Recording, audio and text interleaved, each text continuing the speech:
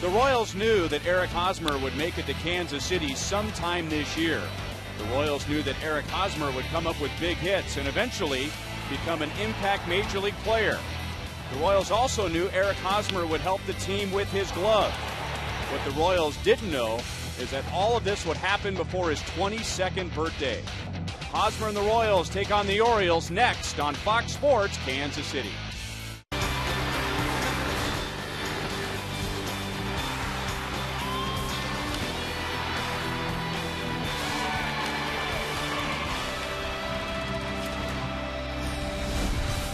The temperature was 107 degrees in the first pitch of last night's game, and tonight it could be 10 to 15 degrees cooler for Game 2 between the Royals and the Baltimore Orioles.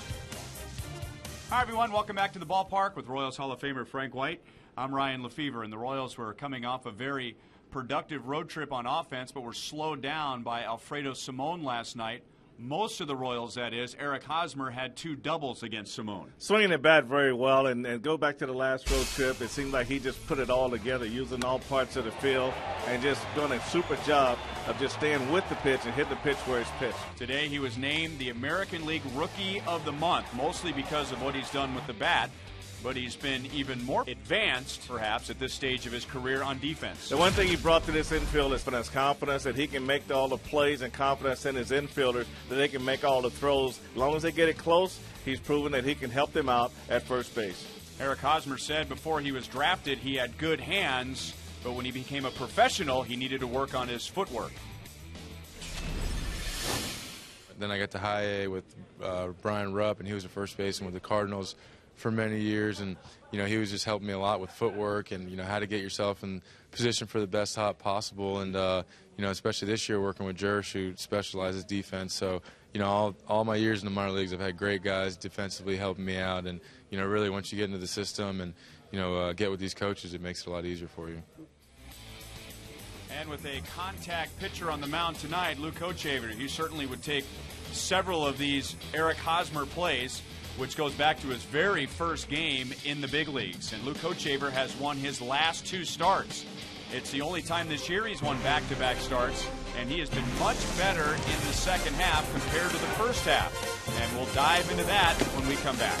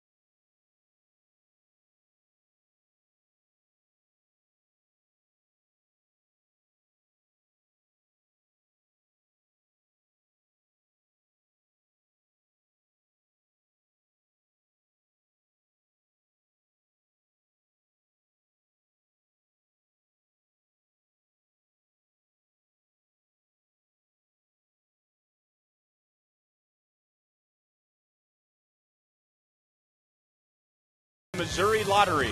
When you play, students win. When Luke Hochevar went into the All-Star break, he had more questions than answers, but the coaching staff studied his video during the break, and they had some adjustments that they figured would help Luke out in the second half, and boy, has it. He is 2-0 in his 3 starts. His ERA is about 2.25 lower in the second half than it was in the first, and the league is hitting just .208 against Luke in the second half. Take a look at the defense behind Hochevar tonight. The Royals have the same outfield out there tonight as usual, and on the corner at third base, Micah Navarro will be getting his first start as a Royal, and also Manny Pena will be getting his first start behind the plate, catching Hochevar tonight. And the offense that the Royals will have to go against tonight from the Orioles will be the always dangerous Vladimir Guerrero being number 4 spot, and Felix P.A. will get a start tonight, batting number 8. Bruce Chen's biggest outs last night came on a double play from Mark Reynolds in the first inning, but Reynolds made up for that as he drove in 5 runs later in the game. 5 of the Orioles' 8 runs. It's the Royals and the O's, and the first pitch is next.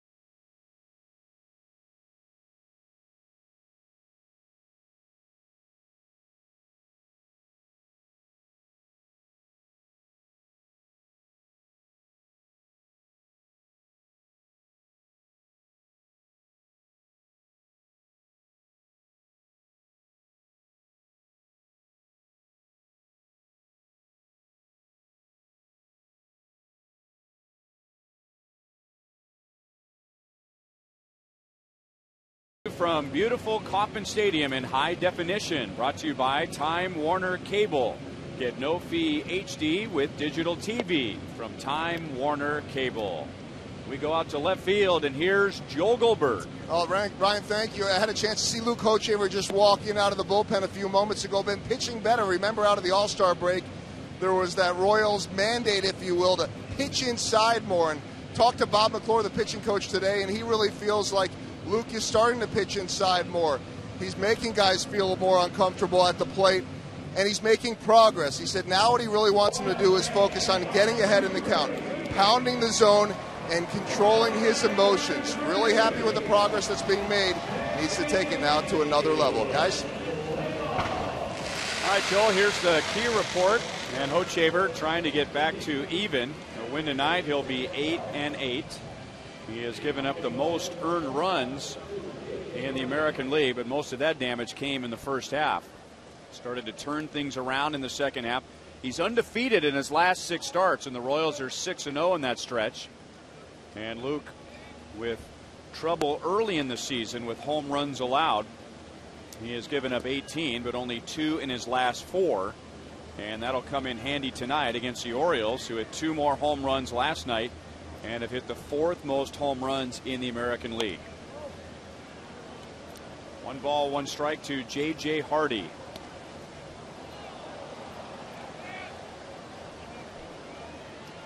And Hochevar pitching to Manny Pena, who makes his major league debut tonight.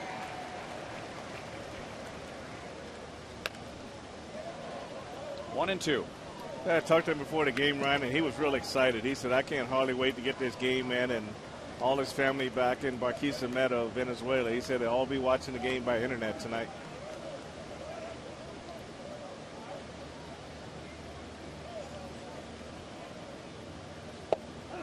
Fastball got him looking. Good start for Hochevar.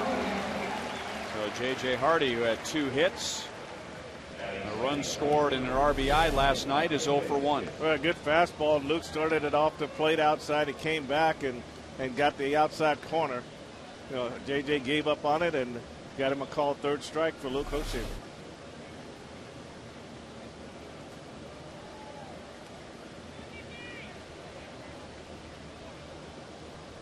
And now Nick Markakis, who is on base 3 times, 1 for 3 with a couple of walks, 2 runs scored. Batting at .285, he has hit safely in his last 5 games.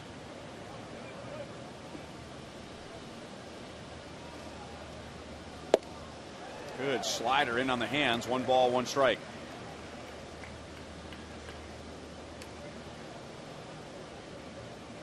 Luke has never beaten the Baltimore Orioles. 0-4 in 5 starts and an ERA just under 8. So he has something to prove against the Orioles tonight. He is 0-1 against Baltimore this year, losing back on May the 25th in a 9-2 game. Luke started with 3 scoreless innings and then gave up 8 runs in the 4th, and then finished by retiring the last 10 hitters.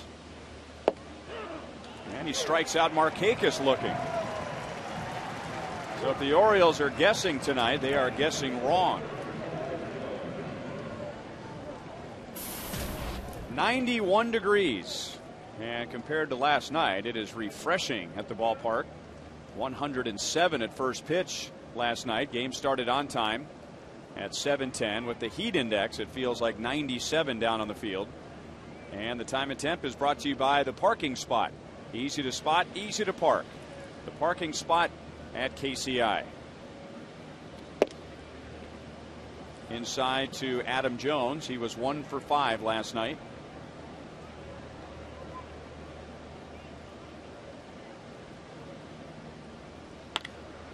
And that's hit hard into left field. So Jones was going to go down swinging, if anything.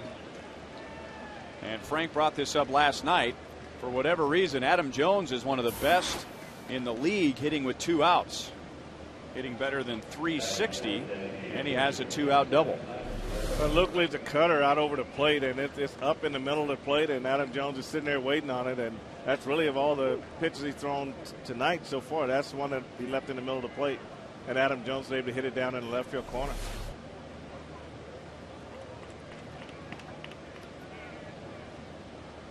And now the dangerous Vladimir Guerrero. He's hit in 6 in a row. 1 for 4 with a single, a walk, and a run scored. A rare walk for him. Guerrero didn't walk this year for the first time until his 115th plate appearance. And he's only walked 12 times all year. Coming around third base is Adam Jones.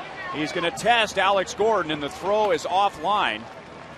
So the Orioles come up with a run after 2 strikeouts, back-to-back hits, and it's 1-0 Orioles.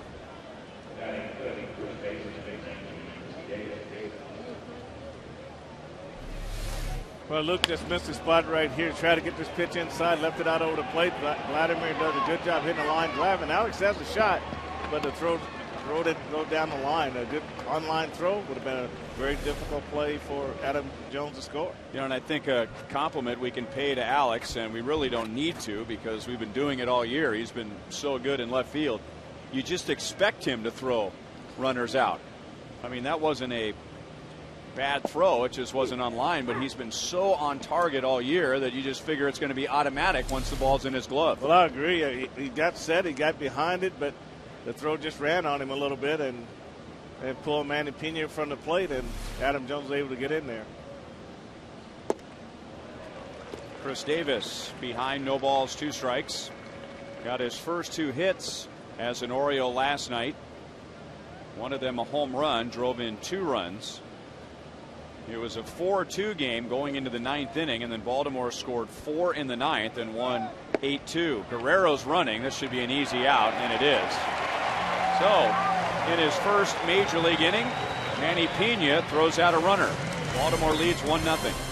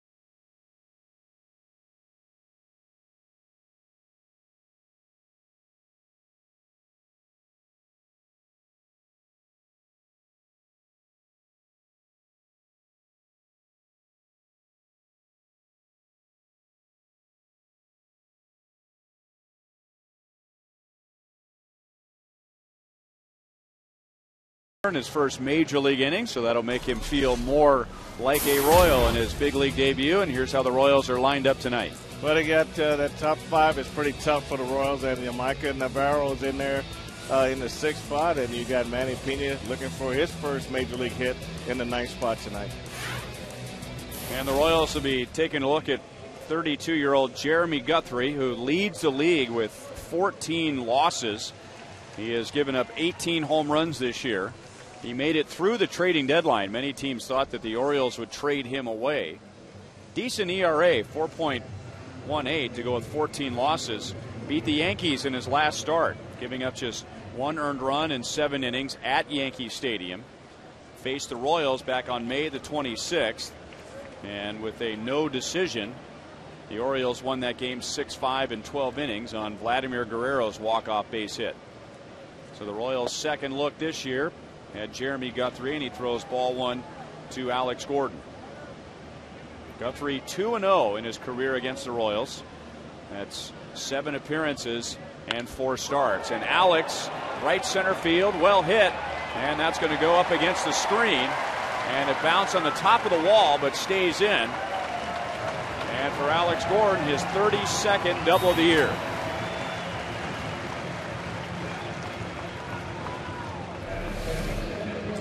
Take a look at Alex right here leading the game off. Very aggressive on the fastball down the middle of the plate. A 2-seamer that ran out over the plate. Alex stayed right with it and drove it into right center field. And Ryan, that is one reason why we like Alex in the number 1 spot right there, because he can put the Royals in scoring position with 1 swing right away.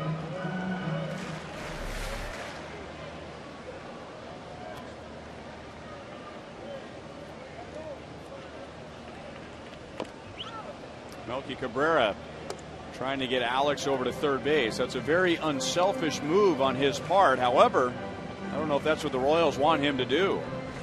Melky has cracked the top 10 in hitting at 305 during his 8-game hitting streak. He had 2 hits last night, and he now has 4 straight games with more than 1 hit. I think the Royals want him swinging the bat. He is out on a ground ball to second base, and he does get Gordon over to third. take a look at the Orioles defensively tonight. When you look at Phillies PA, no errors in left field this year in there tonight. J.J. Hardy, .987 fielding percentage. He only made 2 errors in his first 76 ball games. And you got Jeremy Guthrie on the mound and Matt Wieters behind the plate. Well, Billy Butler can drive in a run in a variety of ways here, and he'll do it with a fly ball. Adam Jones is back in left center field to make the play. So the Royals get a double. A ground ball gets Gordon to third. A sac fly gets him home, and the Royals tie it in the bottom of the first.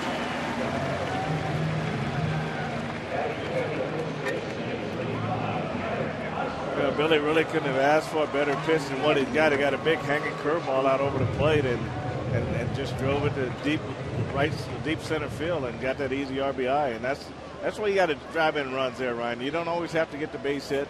You take the infield bag, ground ball, second base, ground ball to short, and you get the sac fly.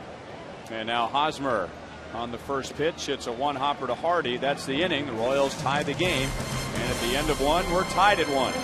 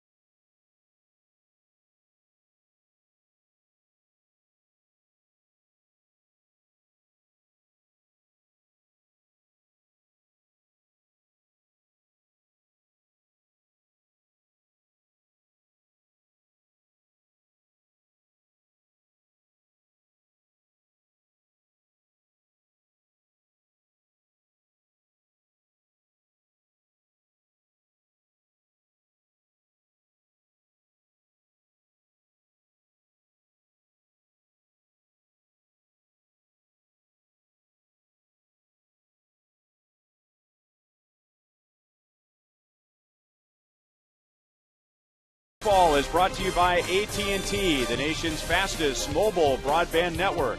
By Panera Bread Catering. Order online at PaneraKansas.com. And by Chevy. See your Kansas City area Chevy dealers.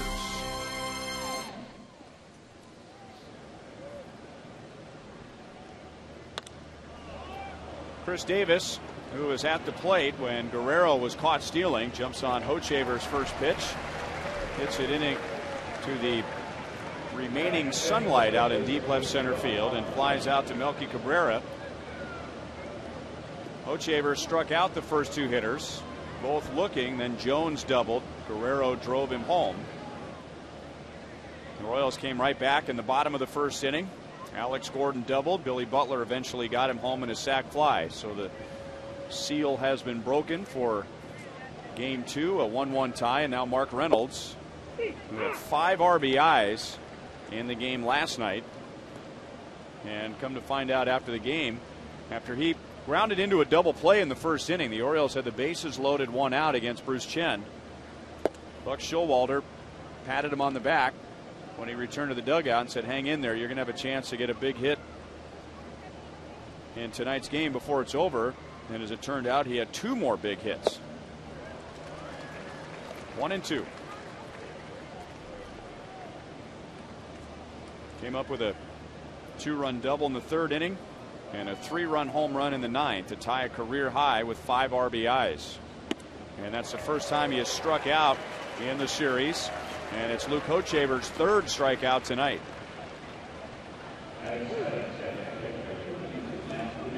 Coming up on Friday, the Royals begin a new series with the Tigers. And it's Fireworks Friday and Buck Night. You can purchase hot dogs, small Pepsi products, and peanuts for just $1 each.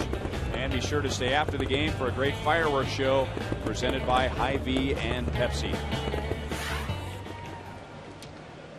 2 down to Matt Wieters.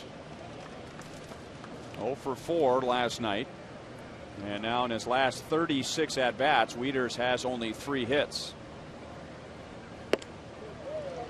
Yeah, Wieters having a hard time with his front foot timing. He's one of those guys that, with that high leg kick, that foot's got to be in the ground and recognize what he's swinging at before the pitch is there. You can see right there that fastball beat him, and the timing is a little off. And they said that's causing his swing to be long, and him not having a lot of bat speed and what you need to drive balls. So if he can get that foot down a little bit earlier and allow himself a chance to recognize the pitch, then he'll do a lot better with that bat. On the ground to Hosmer. He'll go to the bag himself, and Hochevar needs only 9 pitches. 3 outs, only 9 pitches to get out of the second inning.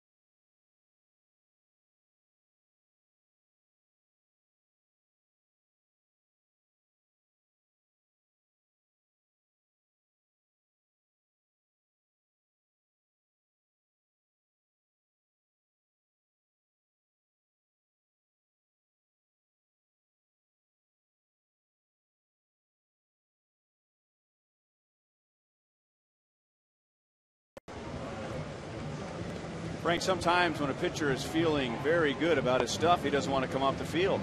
He gets 3 outs, he wants to keep pitching. Very confident, Ryan, very confident in his stuff. This is the final out of the top of the second inning. Everything went right. Hochevar over to cover, Hosmer to the bag. The guys wanted to stay out there. Hey, Luke. It was a 9-pitch inning. In the bottom of the first, Jeremy Guthrie had a 6-pitch inning. And over the course of a 6-month baseball season, and especially when it's blazing hot outside, things like that happen. You see it every now and then, that's for sure. You know, a lot of times you see it is after a double play, because usually a double play is ending an inning, but if you get an early double play, sometimes you got to run off the field. Somebody either stay on the field or run off the field. You see both ways. Frank, here's our You Call It question for tonight. And we've been talking about Eric Hosmer, the American League Rookie of the Month. Let's talk about his defense. What does Eric Hosmer do best defensively? 1-2 on Jeff Francoeur. A, agility around the base. B, picking balls out of the dirt. So in other words, saving errors on low throws, or is it his range, both on the infield and his ability to go out into foul territory and into shallow right field to handle pop-ups? Markakis making the play on Francoeur in the second inning. It was your suggestion to use agility around the base as A. Explain that. Well, Ryan, I think agility around the base to an infield is really critical, because sometimes you make plays that you got to get rid of the ball quickly. And it could be a high throw, it could be a throw that's down the line a little bit, either way. And if the first base is over there, it has the ability to move his feet, shuffle his feet, know what type of throw to handle. then it makes you feel more confident in trying to make those plays. I really think he's good in all of them, but I think from an infielder standpoint, if agility is really as good as his is, then it will cover some of the other things. Michael Navarro bounces it off the plate. Hardy showing off his range, couldn't get enough on the throw. And in his first at bat as a Royal, Michael Navarro has an infield single.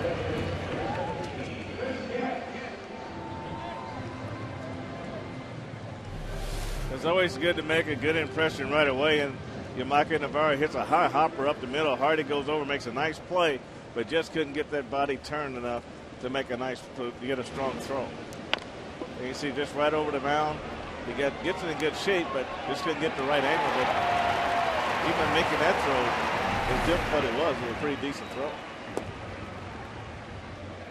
Ball 1-2. Chris Getz 0 for 3 last night, but against Jeremy Guthrie, Chris Getz is 7 out of 10.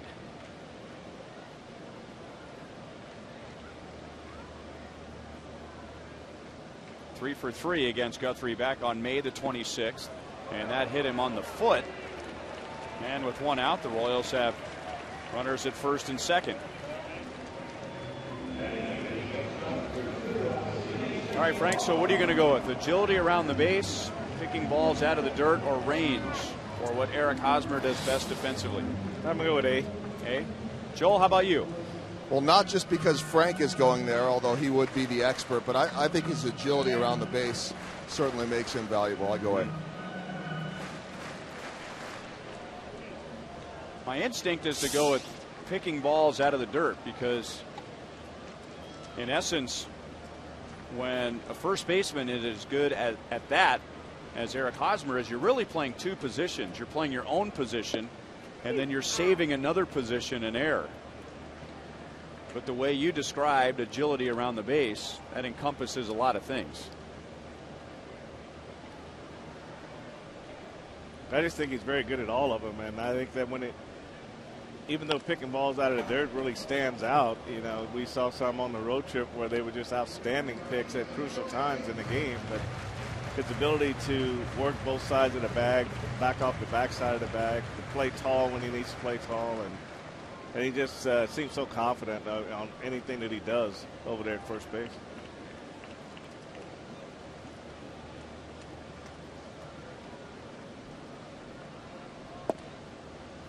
Close, but outside. 1-2 on Alcides Escobar. 0 for 3 last night. I guess I'll go with range. Not to be different, but what stands out for me is his range coming in on the ball, his range to his right, and certainly his range going out and to his left into foul territory as Escobar pokes it into the right field corner. So a good job of making contact with 2 strikes. He's going to try for 3, and in doing so, drives in 2 runs, and the Royals lead 3-1.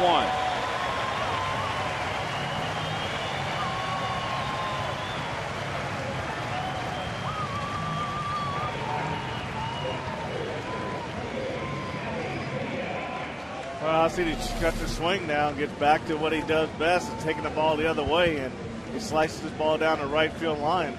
Good piece of hitting right there. This ball gets past Markakis, goes down into the corner, and that's going to be a triple for Alcides. And you see right there, Navarro scores, and Chris Getz scores all the way from first base. Alcides never hesitated at second base, so once he got in that corner with his speed, it's going to be a triple. Now the fans are getting behind Manny Pena, and he bloops it into shallow center field. Out goes Andino to make a difficult play. Crowd getting behind him because up on the scoreboard it reminded everybody that Manny was in his first major league at bat, so he doesn't get Escobar in from third, and there are 2 down.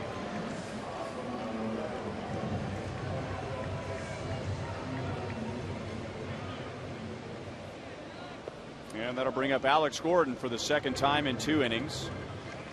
Alex jumped on Jeremy Guthrie's second pitch in the first and doubled to right center field. Billy Butler got him home with a sac fly. Below the knees, 1 ball and no strikes. So the Royals have more runs against Guthrie in less than 2 innings than the Yankees did in New York on Friday in 7 innings. Alex, and a nice stop by Davis at first. He'll go to the bag. But Alcides Escobar with 2 strikes hits a 2-run triple, and the Royals lead by 2.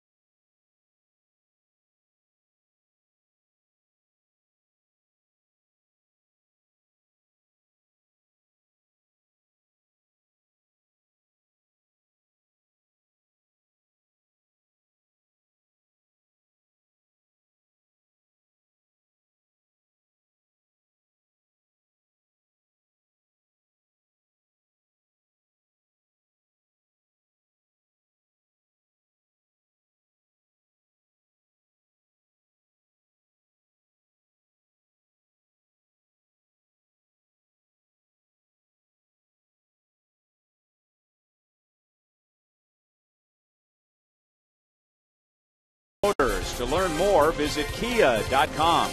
And by Pepsi Max. Go to 2012springbaseball.com for a chance to win a trip for you and 9 friends. Alcides Escobar putting the Royals in front with a 2-run triple in the 2nd inning. So Luke Hochevar pitching with the lead for the first time. On target to Felix Pie. Luke struck out J.J. Hardy and Nick Markakis to begin the game, but then Jones doubled. Guerrero got him home. And then Luke had a 9-pitch 1-2-3 2nd inning.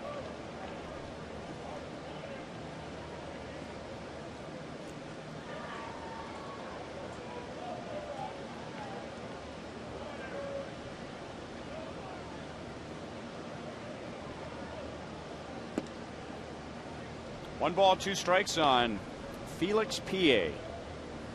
Looked like he was going to have a breakout season last year for the Orioles, but suffered a torn back muscle, which set him back. And now batting just .216 this year. Apparently he was trying to close the windows in the broadcast booth.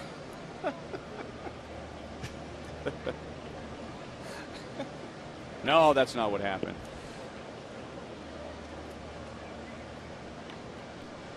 This is a player that the Chicago Cubs once thought had similar tools to Carlos Beltran.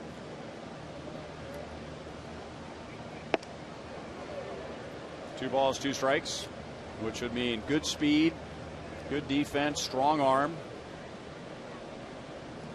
Can hit for average, hit for power, but hasn't put it together yet in the big leagues. 3 balls, 2 strikes. Yeah, that speed will keep you around and they'll keep you getting looks all the time. But at some point, you're going to have to swing the bat, and because your legs aren't any good if you can't get on base to use them. And that's where right now he's being hurt by not getting on base. And he walks after falling behind. No balls, 2 strikes. That's Hochevar's first walk tonight. The Royals in Fox Sports Kansas City will present our 3rd University Day with K-State Day coming up on August 21st. So all Wildcats fans are invited to take advantage of special ticket prices. Join us for special pregame activities and more. Go to Royals.com/K-State for more information.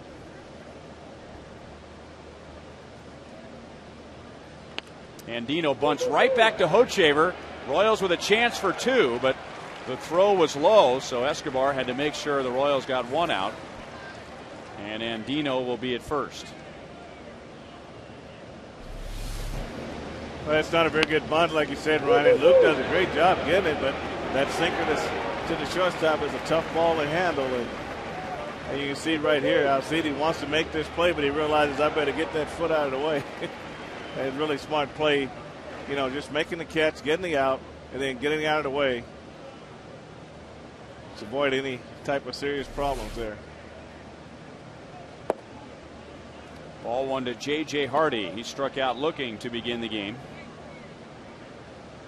And J.J. Hardy is now 1 out of 12 against Luke Hochevar.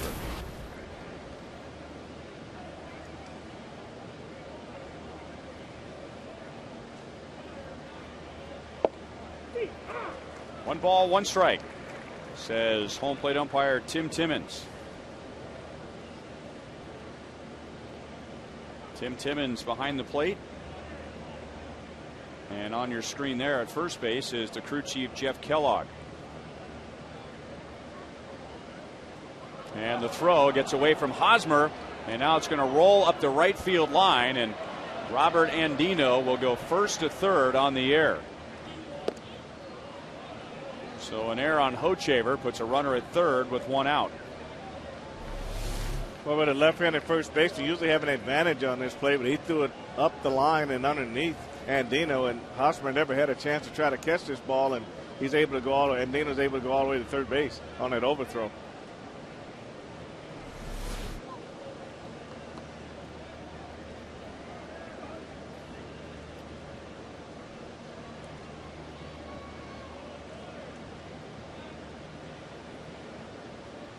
Infield back for J.J. Hardy, and he takes one under the chin. 2 balls and 1 strike, and that might be leftover frustration from the throwing error.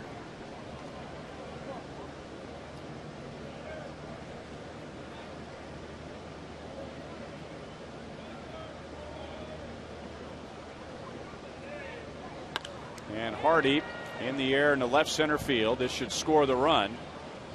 Alex makes the play. Andino comes down from third, and the Orioles turn the error into a run. It is 3-2, Royals leading.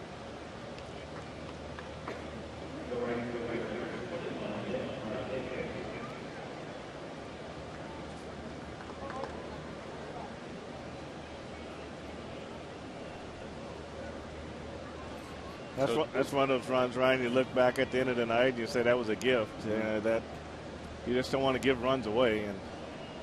And Luke's probably as upset as anyone that he threw that ball away at first base. Ball 1 to Nick Markakis. He also struck out looking in the first inning. And the Royals had just gotten a break. After PA walked, Andino's bunt was right back to the mound. Could have been a double play. But the throw was low to Escobar, and the Royals were only able to get 1 out.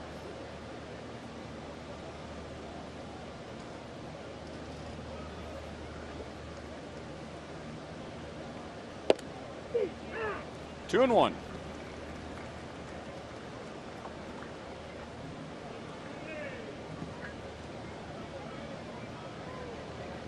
It is an unearned run at the moment, pending what Markakis does. And it's a 1-hop to Escobar. On the money to Hosmer. So an inning where an error led to a run. The inning ends with a great play once again by Alcides Escobar.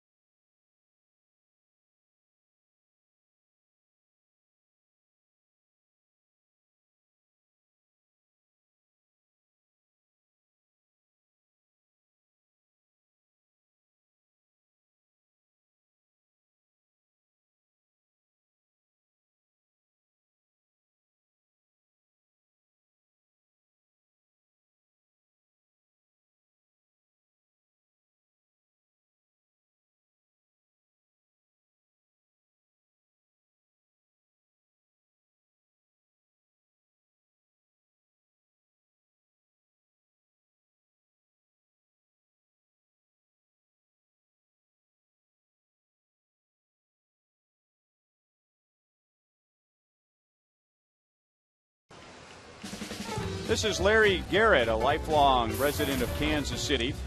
For 35 years, he has volunteered for the Metropolitan Organization to counter sexual assault.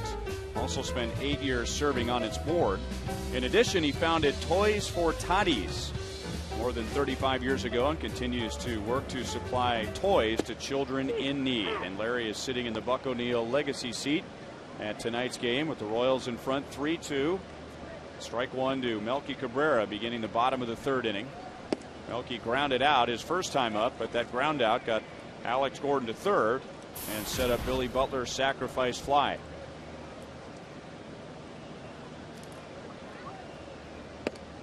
Two balls and one strike. Let's go to Joel. Ryan talking to Kevin Seitzer today, and the two guys that lead this team in batting average 1 and 2, Melky Cabrera and Alex Gordon, Kevin Seitzer says really have some of the best work ethics on the team. He said with Melky, he used words like impressive, low maintenance, disciplined, and diligent. Melky does ground out here, but he's so consistent with the hits every single day. And Seitz says that the pregame routine is really where it starts for him. He says every day he'll take 15 to 20 swings with the donut on the bat, 15 to 20 regular flips, 15 to 20 underhanded fast pitch before he goes out for batting practice. Been doing that since spring training, then goes into batting practice, mostly tries to hit the other way, picks a few to hit home runs on, kind of like he is in the game. He said what's really impressive about it, guys, is that he doesn't have to give Melky a whole lot of conversation or points to correct, and there is a language barrier, but when he gives him a couple of key words, Melky's immediately able to understand it and make the adjustment. Guys? All right, thank you, Joel. Well, he had cracked the top 10 in the American League at 305 when the game began, but 0 for 2 so far against Guthrie, and now Hardy goes to the middle, and he makes a nice play behind Guthrie. So Billy Butler 0 for 1. He had a sacrifice fly in the first inning. Eric Hosmer to the plate, and we'll look at tonight's league leaders, brought to you by your Kansas City area Toyota dealers. American League rookie rankings for Eric Hosmer. And the question came up today, even though he missed the first month of the season playing in AAA. Should Eric Hosmer be in the discussion for American League Rookie of the Year? Those numbers would say yes. Well, I'll go along with that too. I mean, it doesn't matter when you come up. It's what you're able to do, and he's been able to kind of catch up with a lot of guys. And you know, he's hit in 12 or 13 games, and the 27 multi-hit games really stand out huge. Eric was named the American League Rookie of the Month for July.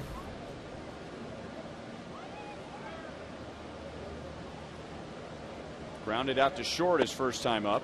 Now ahead in the count, 3 balls, 1 strike. Others to consider: Mark Trumbo of the Angels. He has 20 home runs, 58 RBIs. JP Arancibia, 17 home runs, 49 RBIs for the Blue Jays.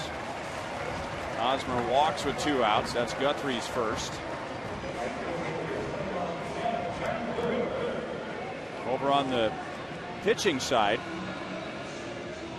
Jeremy Hellickson has 10 wins for the Tampa Bay Rays. Michael Pineda looks like he has Cy Young written all over him someday, pitching for the Seattle Mariners. He has 9 wins. And then there's Jordan Walden, the closer for the Angels. He has 24 saves.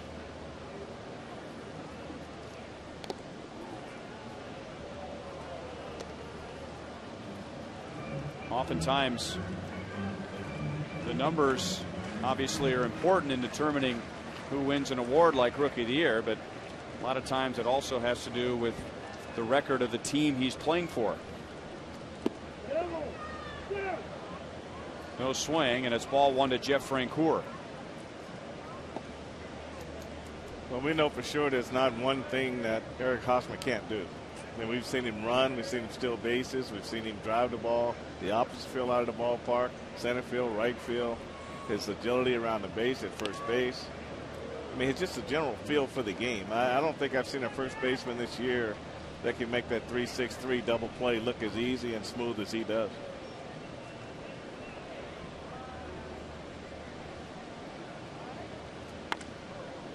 One hop to Reynolds. He plants his feet And that's the inning. Francoeur is 0 for 2, and now at the end of 3, 3-2 Royals.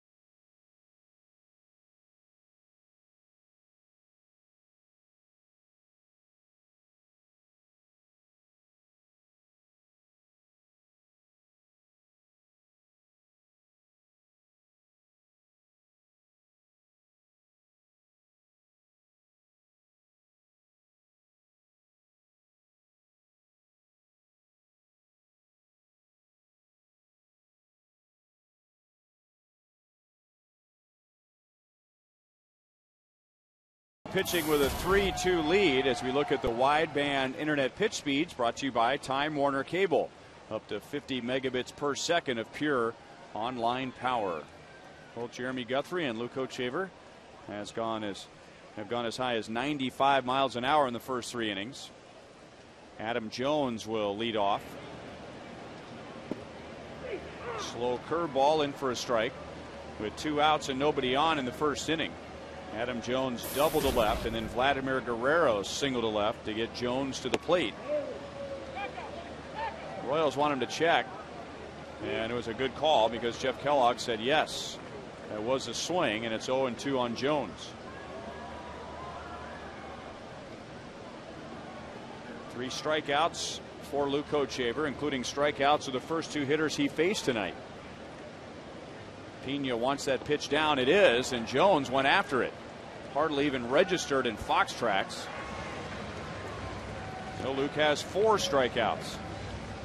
That's a good job of pitching by Luke here. Some slow breaking balls, and now he really snaps it off, and Adam Jones can't reach it. Manny Pena does a good job blocking this ball, keeping it in front of him. What the? That's being fooled or guessing. One of the two.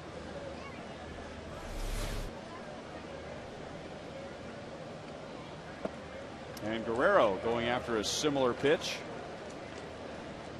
Manny Pena did something you don't see very often. He blocked the ball in the dirt on a 3rd strike. He tags the batter out, and he knows the ball went in the dirt, so he changes balls with the umpire first, then throws the ball around. He's got to learn to keep that ball in the game. I mean, if that thing's got a little mark on it, right?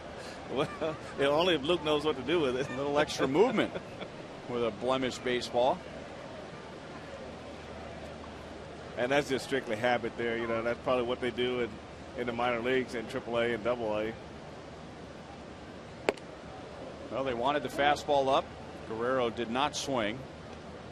1 ball, 2 strikes. Guerrero caught stealing in the first inning, just his 2nd stolen base attempt all year. And an easy 1-hopper back to Hochevar, and there are 2 outs in the 4th. Coming up on Saturday, we'll celebrate Armed Forces Day here at Kauffman Stadium. We'll have a special pregame ceremony and flyover honoring our servicemen and women before the Royals take on the Tigers at 6:10. It's also the night of our This One's For You broadcast, as we'll be linking up with the 548th Transportation Company of the Missouri National Guard there in Afghanistan. So we look forward to Saturday. Hope you can make it out to Kauffman Stadium.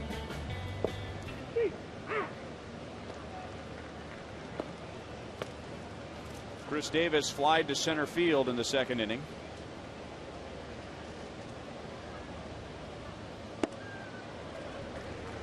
No balls, 2 strikes. Has quite an uppercut swing, and that's a pitch he doesn't look like he's going to be able to handle anything above the belt. Well, with that swing, you're right. It needs the ball down for sure. But that's why once you discover what he will chase and can't hit, you got to go back and explore it a little bit further.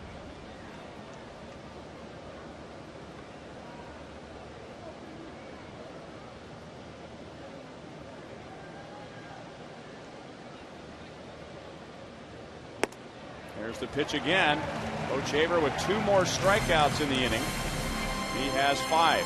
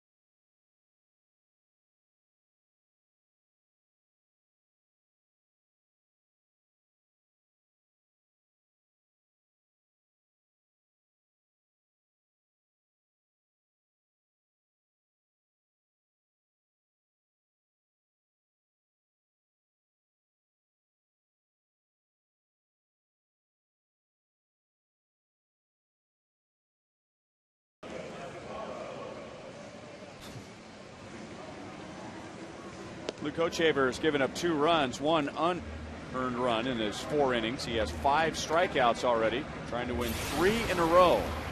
And we remind you to look for the Miller Lite Taste Greatness moment later in tonight's game. Luke trying to accomplish a couple of things tonight that he has not accomplished before, and that is win in the month of August. He is 0-8 in his career in August and beat the Baltimore Orioles. 0-4 against Baltimore. Low to Yamaiko Navarro making his Royals debut. Reached with an infield single in the second inning, and along with Chris Getz, scored on Alcides Escobar's 2-run triple. 2 balls, no strikes.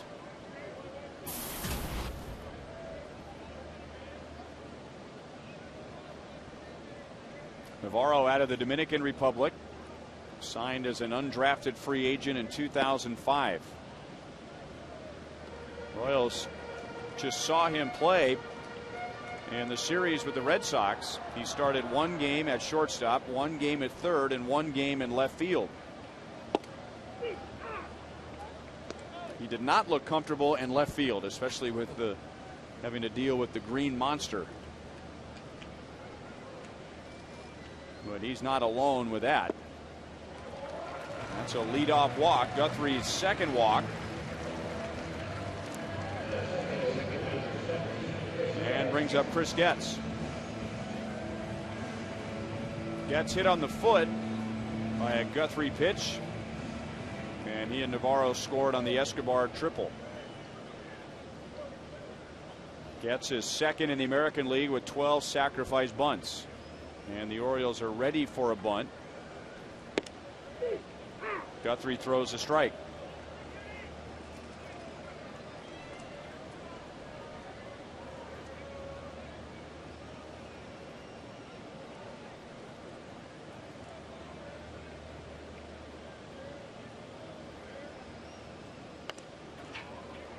Oh, 0-2.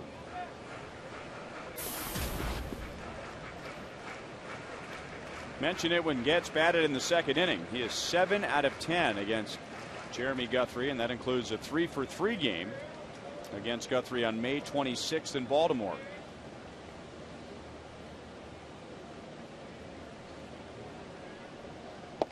And Getz looks at a fastball, and down he goes. And for Guthrie, that's his first strikeout.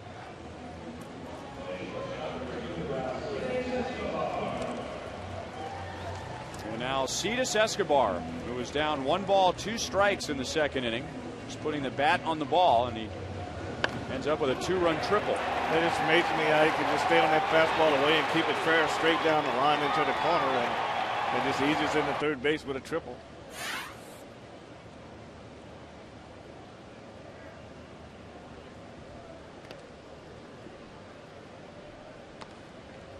So that's what he's done at the plate. Here's what he's done on defense. Well, that's not an easy play at all right here. Just a one-hop line drive to his right, and he just makes it look so easy. It's almost like he and Eric Hosmer are clones when it comes to trying to make those short hop picks in the dirt.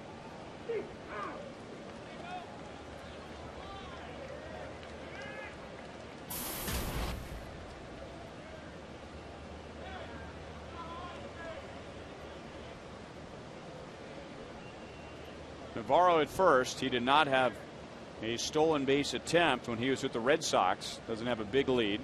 And Escobar hits it back to Guthrie and almost had a second chance at it, and then almost threw it away.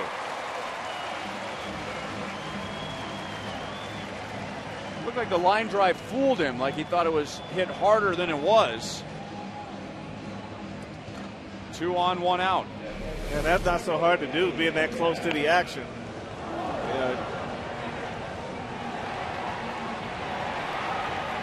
He tried to make the play to first base afterwards, but almost Chris Davis made a nice play. But wow, it looked like it might have hit off his glove and then off of his cap.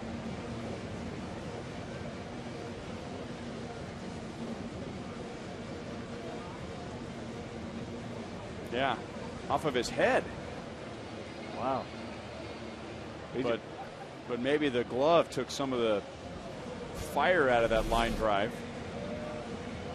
Well, it wasn't really stung back up the middle, but like you say, Ryan, they're so close to the action, and it looks like it's coming right at you. It looks harder than it really is, but put that glove up and may have just took your eyesight away a little bit. But you're right, just hitting that glove was enough to move it away from his face, and that's a good thing right there. It hit me right there. Well, that's just great. Wow. I mean, that ball gets no glove. It's a lot worse than that. But strike 2, Manny Pena in his first major league at bat, popped out to second in the second inning. That came with Escobar at third base and 1 out. Now he has runners at first and second and 1 out. Down, no balls, 2 strikes. Let's go to Joel. Guys, Manny Pena walked into the Royals clubhouse today at 1:30, looked at the lineup card and did a double take. He didn't think he would be in there starting his first ever major league game. He immediately called home to Venezuela, talked to his mom. She was crying at the news. He said his dad wouldn't stop talking. He was so excited, man, he couldn't get a word in. His mom, his dad, his wife, friends, family, they are all watching back in Venezuela tonight. The advice he got, by the way, from his current teammates who used to be in the minor leagues, just go out there, it's the same game, and be yourself. He's got a lot of people cheering him on tonight in Venezuela. Ryan?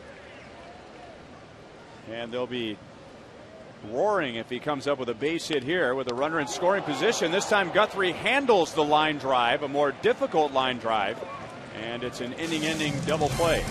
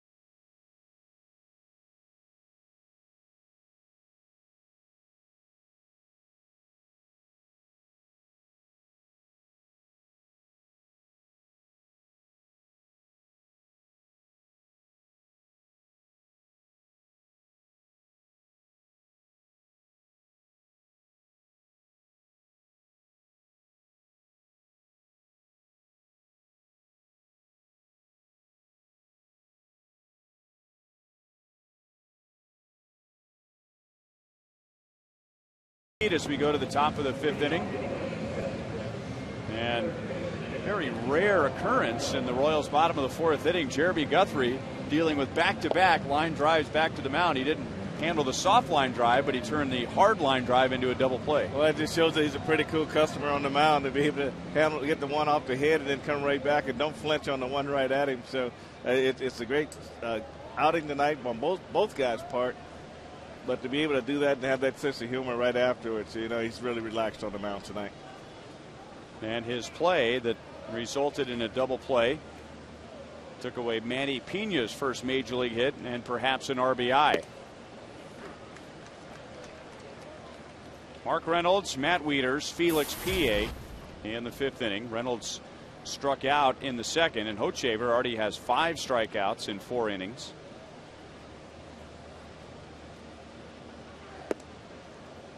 One ball, one strike. Orioles scored in the 1st. Royals tied it in the bottom of the 1st. It's the 6th time in the last 8 games the Royals have scored in the 1st inning. Royals added 2 in the 2nd, and Baltimore scored an unearned run in the 3rd. 1-2 on Mark Reynolds.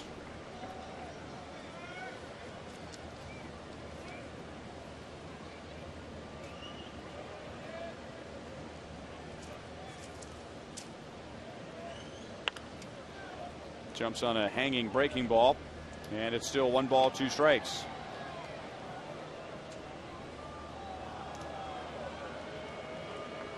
The unearned run in the 3rd inning, the result of Luke Hochevar's error, trying to pick off Robert Andino. Threw it past Eric Hosmer off the netting of the dugout suite, ricocheting up the right field line. Andino went first to third and scored on a sacrifice fly.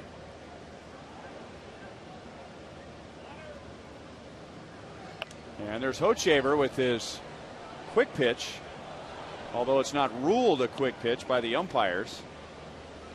By the rule book, a pitcher, unless there are runners on base, and it gets technical, but as long as the pitcher gives the hitter sufficient time to get set in the box, then Hochevar can do something like that. But if Reynolds was still getting ready in the box, then it would be called a quick pitch and a ball added to the count. 6 strikeouts for Hochevar tonight, and the 2nd time he's gotten Mark Reynolds. Well, you can see where that quick pitch may have paid dividends on this next pitch. As a hitter, you're trying to be ready, but here's a breaking ball, this curveball by Luke right on the outside corner. And check swing by Reynolds for a strikeout.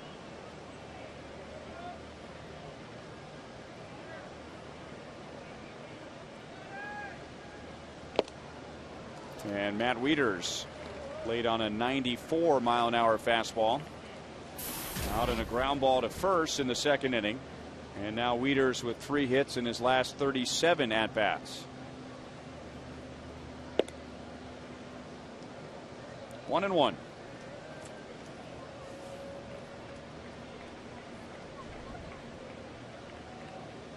Six strikeouts, by the way, is Luke's season high.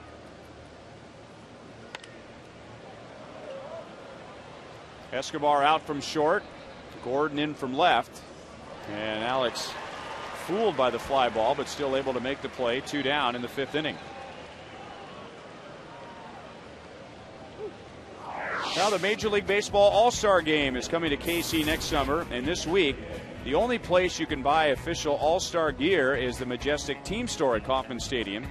So show off your civic pride with authentic 2012 Major League Baseball All-Star Game apparel. And the Majestic Team Store opens at noon every day this week.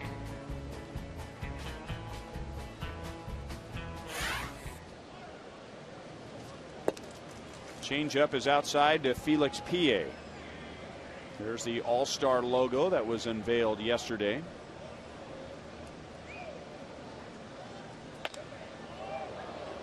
In the air to right center field. Francoeur and Cabrera. Melky Cabrera makes the play. And now Luke Hochevar's retired 8 in a row.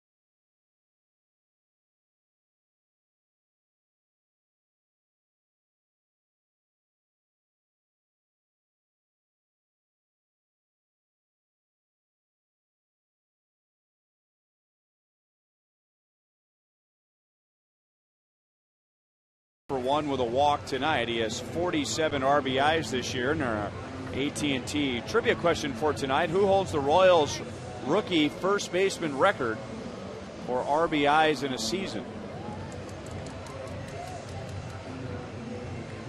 I'm gonna go with Ken Harvey.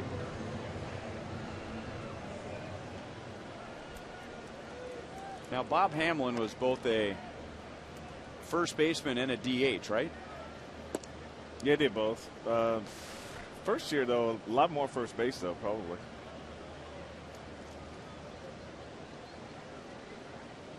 That was 94, his first year. Yep. So that was a strike year, so he might not have.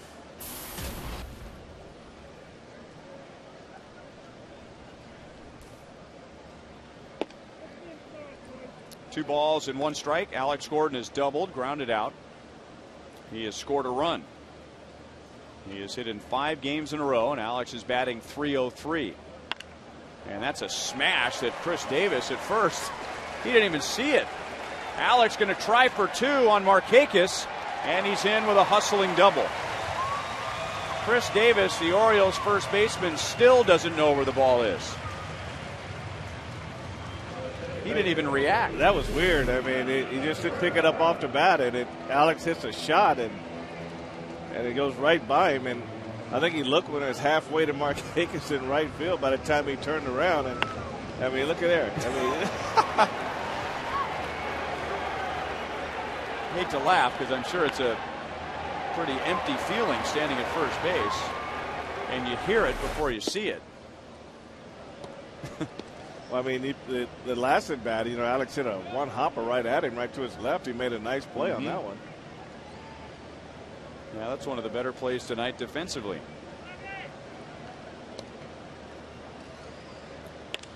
And now Melky, center field. Jones coming up to make the play. Melky is 0 for 3.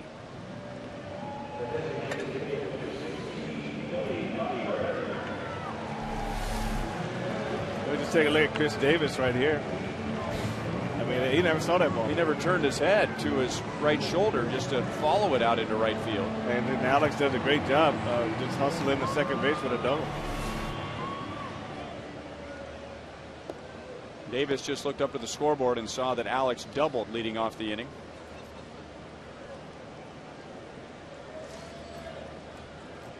Now at second base with 1 out, and Billy Butler, who has a ground out and a sac fly to center field.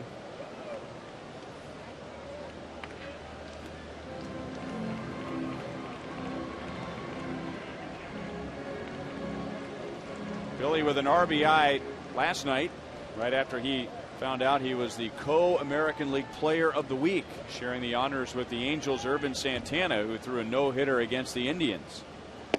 And more honors for the Royals today. Eric Hosmer, who will be up after Billy Butler, was named the Rookie Player for the month of July.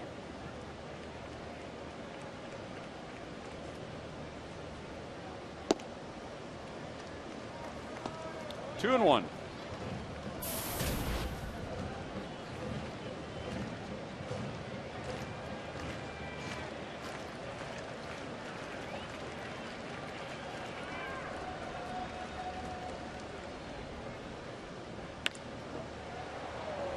Got underneath it, and Andino backs out to the grass, and Billy is out number 2. So the Tigers in town beginning on Friday. Then the Royals are on the road for a week. When they come home, they'll have the Yankees and the Red Sox beginning on August 15th. That's a Monday. Monday through Wednesday, the Yankees are in town for a 3-game series. And then the Red Sox will be here for 4 games, August 18th through August 21st. You want to get those tickets now, and you could do so at Royals.com or by calling 1-800-6-ROYALS.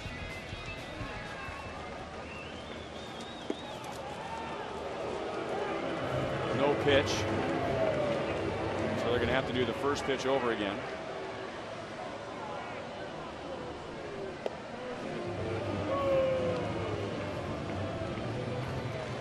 Matt Wieters is very close to committing a balk And yes, I said Matt Wieters.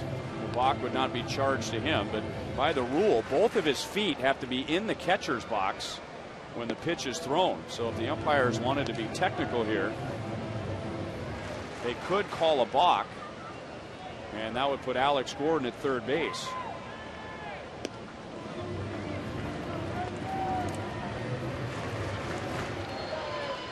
So an intentional walk to Hosmer, his second walk. Guthrie's third. 2 on for Jeff Francoeur. Pretty even tonight. 32% going with agility, and both Joel and Frank voted for that. 37% going with picking balls out of the dirt. 31% going with range. That's what I voted for. Keep texting 432-432, keyword Royals, then a space, A, B, or C. That just tells you how good he is right there. Force at second. So Francoeur is 0 for 3, and the Royals are scoreless in the 5th inning.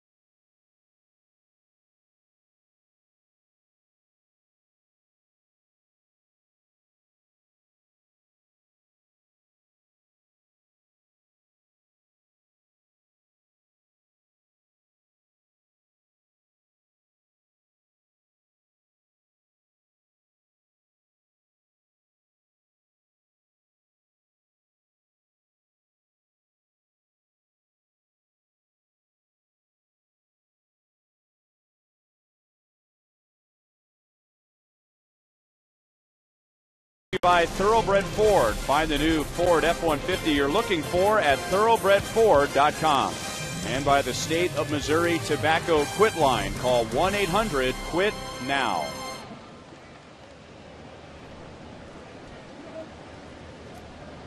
Well, as it turns out, it was 16 degrees cooler tonight than it was last night. 107 last night, 91 tonight.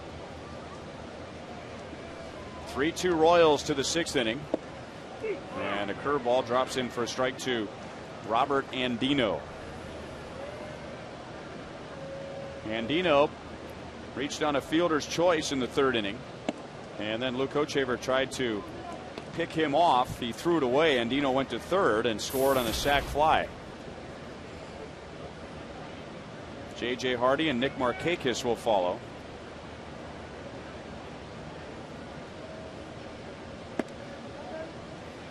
Frank, you mentioned it last inning. Luke Hochevar is getting good results.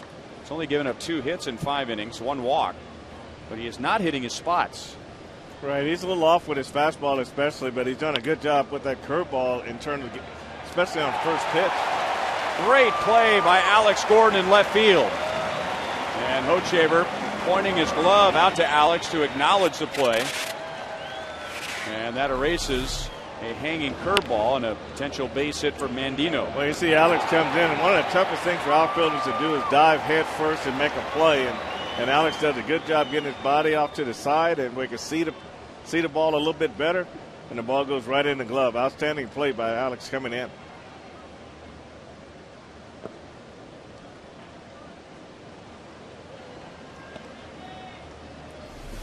I think Luke's done a better job. You know, that first pitch curveball, just getting it over for first pitch strikes. He's done a good job with that. And when he gets to 2 strikes, been able to throw a little tighter breaking ball and get some strikes that way. Early in the game, a good movement on his fastball, going to the outside part of the plate, coming back, catching the outside corner, and got a strikeout that way also. Now Hardy pops it up. It's that time of night where it's tough to find the ball, but Melky has a beat on it, and Hardy is 0 for 2. Tonight's copyrighted telecast is presented by authority of the Kansas City Royals. They may not be reproduced or retransmitted in any form, and the accounts and descriptions of this game may not be disseminated without the express written consent of the Kansas City Royals Baseball Corporation. Ryan Lefevre with Frank White, Joel Goldberg, producer Kevin Shank, director Steve Kurtenbach, associate producers Al Broughton, Sam Abramson, and the producer of Royals Live is T.J. McGinnis. Nick Markakis is 0 for 2. He lost a hit on a great play at short by Alcides Escobar in the 3rd inning. 1-1.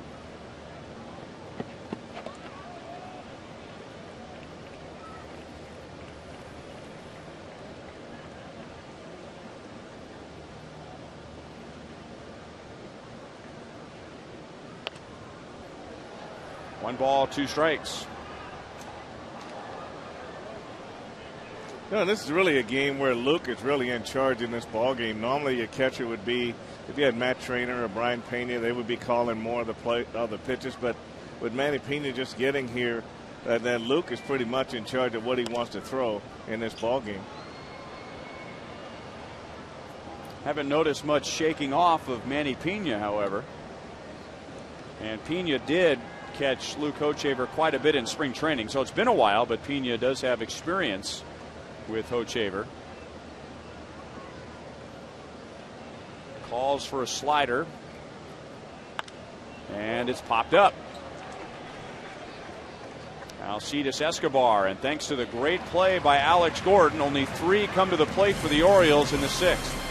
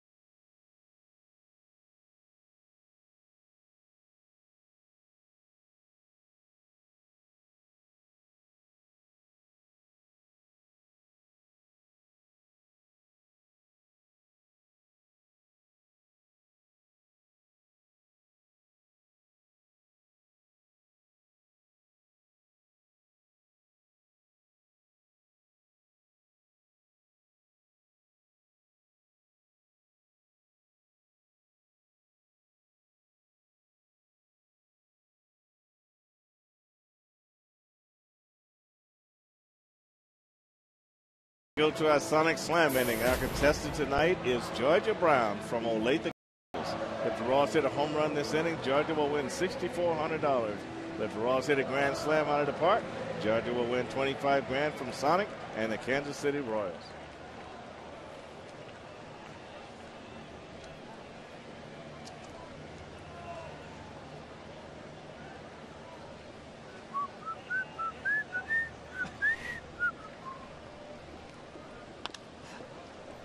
Yamaiko Navarro chops it to short, so he's 1 for 2 tonight. First time he's been out with an infield single and a walk and a run scored.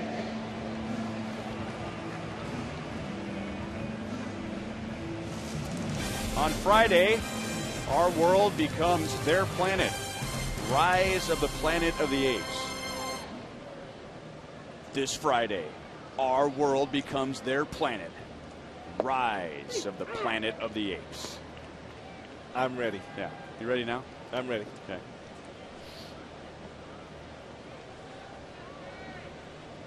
That takes me back. See, everybody thinks they can be that guy until they actually go on the air and try it, and they don't sound anything like that guy. Chris Getz is 0 for 2. And that guy would be the... I think there's about 3 main guys when it comes to movie trailers. Just about every movie trailer, I think you've heard that voice before. There's a guy that tries to scare you and intimidate you. And then there's the more subtle guy who does the romantic comedy trailers. You know, like he was a life in the fast lane Wall Street banker. She was a simple teacher from the country. Coming this fall. Remember that? You know that guy? I don't know the name. I just made that up, Frank.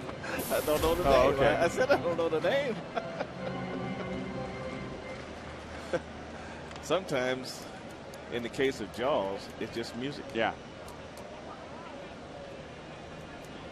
Escobar, 2 for 2. He has a 2-run triple and a single off of Jeremy Guthrie's head. Well, Swanee knows that guy that you were talking about. Personally? No, but he knows the name. Yeah.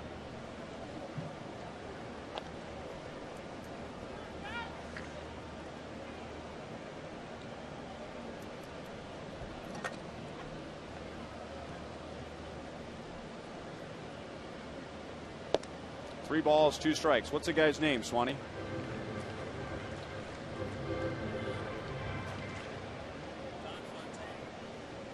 Don Fontaine. Don Fontaine. That's the movie trailer guy with the big voice. And with that, the inning comes to an end.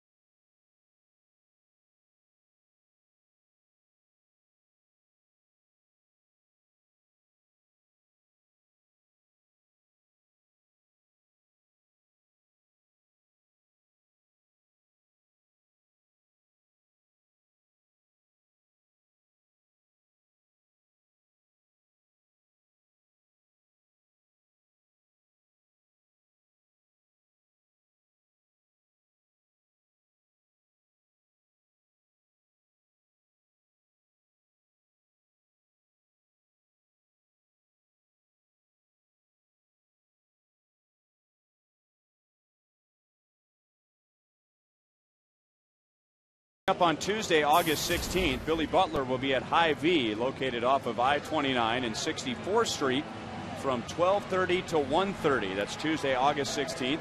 Billy will sign autographs and distribute free cans of Pepsi Max to the lunch crowd. Pepsi Max and High V, proud partners of the Royals and Fox Sports Kansas City.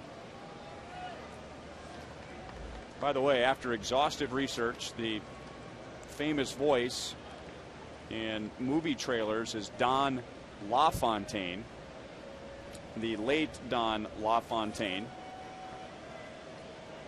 Over 5,000 movie trailers and 350,000 commercials to his credit, and believed to be the most successful voice-over artist in history.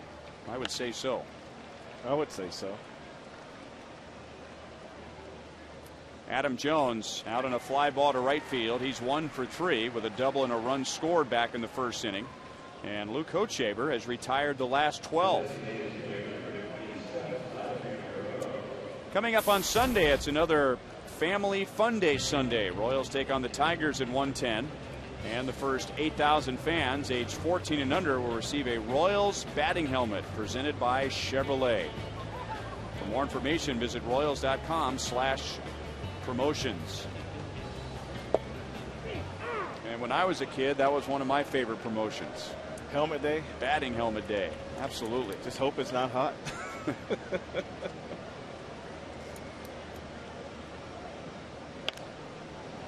Popped up. Pena and Hosmer to their own dugout, but it's 5 rows back. 0-2 on Vladimir Guerrero. He singled in a run in the first inning.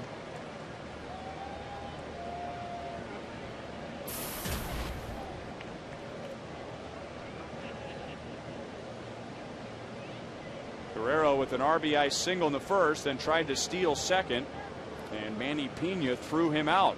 So Pena in his first major league inning, known for his defense, threw out a runner. Here's a quick pitch by Hochevar. Bounced out to Getz, and there are 2 down. It doesn't take very long for the league to pick up on a pitch, or in this case, a pitching motion. And so I would think that at this point the hitter might be frustrated by Luke Hochevar doing this, but by now I'm sure somebody has told the Orioles that they need to be aware of that. Be aware of it, but you never know when it's coming because he's not real consistent, and when he does it, he picks certain hitters. Now, if you just pick the best hitters on the team to do it with, then they'll have a better idea. But if he moves it around the lineup for different situations, then they won't be able to look for it because they got too many other things to look for. I'm really surprised that a lot of hitters don't take that pitch because it's something that is out of the ordinary. And a lot of times they'll just, oh, this is different, and look at it.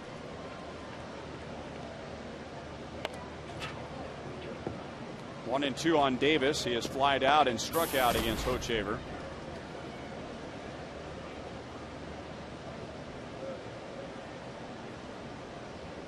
Luke has only thrown now 83 pitches. He's thrown 7 innings, and he's only given up 1 earned run.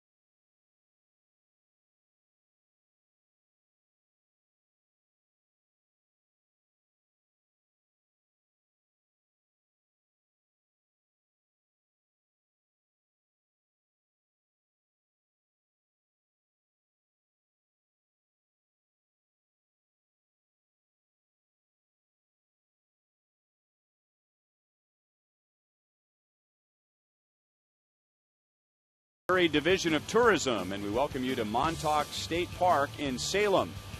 The 7 springs within the park form the headwaters of the Current River. A regular stocking of rainbow trout provides an excellent fishing season that runs from March through October 31st. The park is 21 miles southwest of Salem and features an old grist mill, campgrounds and cabins, some hotel and dining lodge, as well as hiking and picnicking. Go to visitmo.com to start planning your next Missouri getaway.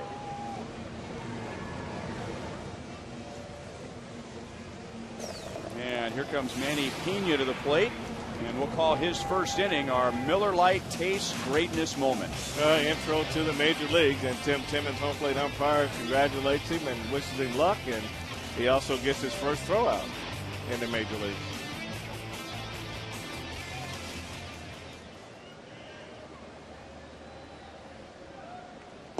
He has come very close to his first major league hit twice in the second inning. Hit a bloop out into shallow center field. Robert Andino made a very good over the head catch, and then Pena lined to the mound, hit a line shot right back to Guthrie, and that's a foul ball. 1 ball, 1 strike. And that line drive in the 4th inning, caught by Guthrie, turned into a double play. So Guthrie so far being outpitched by Luke Hochevar, but in his 6 innings, he has given up 3 runs, 5 hits, no runs since the second. Luke Hochevar has given up 2 runs on 2 hits in his 7 innings with a season high 7 strikeouts. 1 ball and 2 strikes on Pena.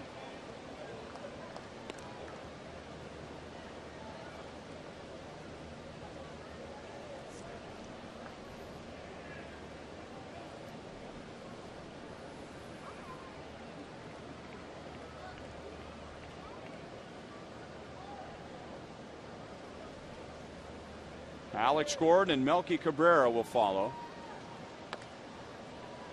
Still live at 1-2. Pena out of the Rangers organization, free agent in 04. He grew up as a shortstop and idolizing Omar Vizquel. Now, when I tell you he's from Venezuela, you might think that's automatic.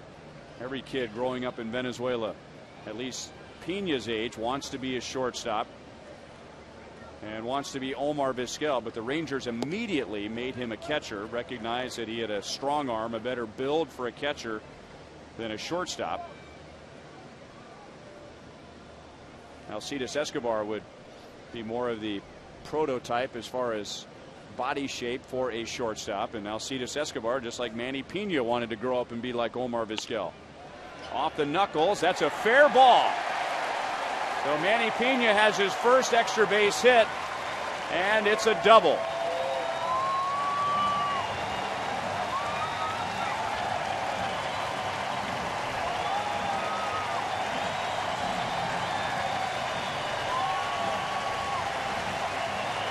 His teammates are cheering, and just about everyone here tonight is standing for Manny Pena.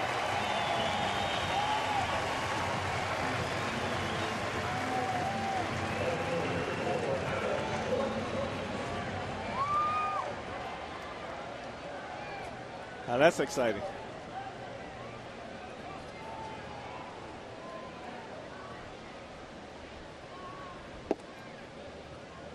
Ball 1 to Alex Gordon. That line drive that was caught by Guthrie. Now he gets a fastball in on his hands, and he shows his strength right here by able to get this ball out of there and get him a base hit down the left. A double down the left field line for his first major league hit.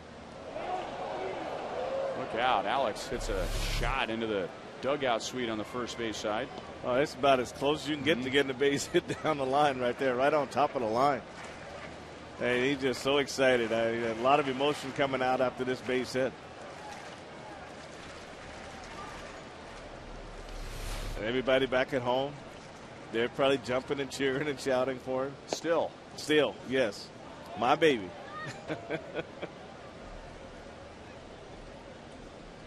What a turn of events for him. He started the year at AAA and was recently demoted to AA to make room for Salvador Perez, who's seen as the Royals' future behind the plate. And shortly after getting sent to AA, he's in the big leagues. And now he's standing at second base with his first big league hit. That's unbelievable. I tell you, when you're in the minor leagues, in AA, AAA, you just got to keep telling yourself every day, you just don't give up. You never know what can happen in this game. And in his case, I mean, this has got to be the greatest surprise that he's had in a long time since he's been in pro ball. 3 balls and 2 strikes on Alex. A couple of doubles tonight. That gives him 33 on the year. His double in the 5th inning was a hustling double.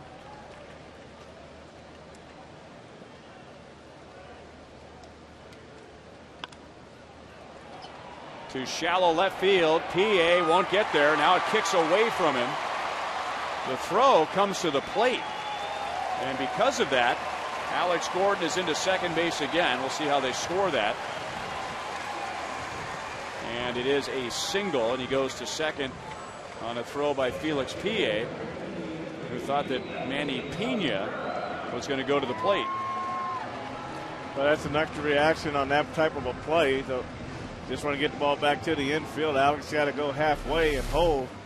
It's a breaking ball down and in, and he slices this ball, and it goes down the line. And Pie's got good speed and is able to close on it pretty quick. Manny Pena goes halfway, reads it, and goes into third base.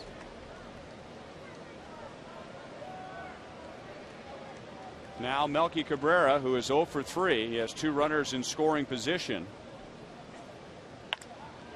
And hit in the air to center field. Pena will tag. Jones running up. And Pena will not come to the plate. So Melky, who already has 10 RBIs against the Orioles this year, let that opportunity slip away. And now a chance for Billy Butler. Remember, fans, the next time you want to catch a Royals game, head to StubHub, where you'll find the seats you want and the freedom to choose where you want to sit. StubHub is the official fan-to-fan ticket marketplace of the Kansas City Royals.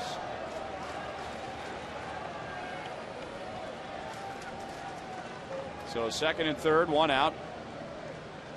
Billy 0 for 2 with a first inning sacrifice fly. Guthrie misses down and away with a slider.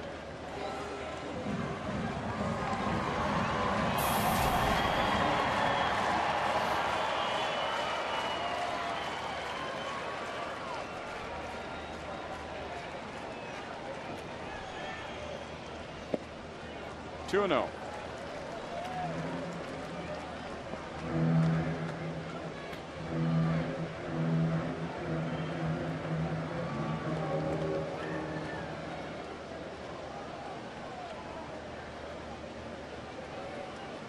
Manny Pena with a double to begin the inning. Alex Gordon with a single to left. Second and third, 1 out, and now 3 balls and no strikes on Billy Butler. And the Orioles are on the edge of loading the bases for Eric Hosmer.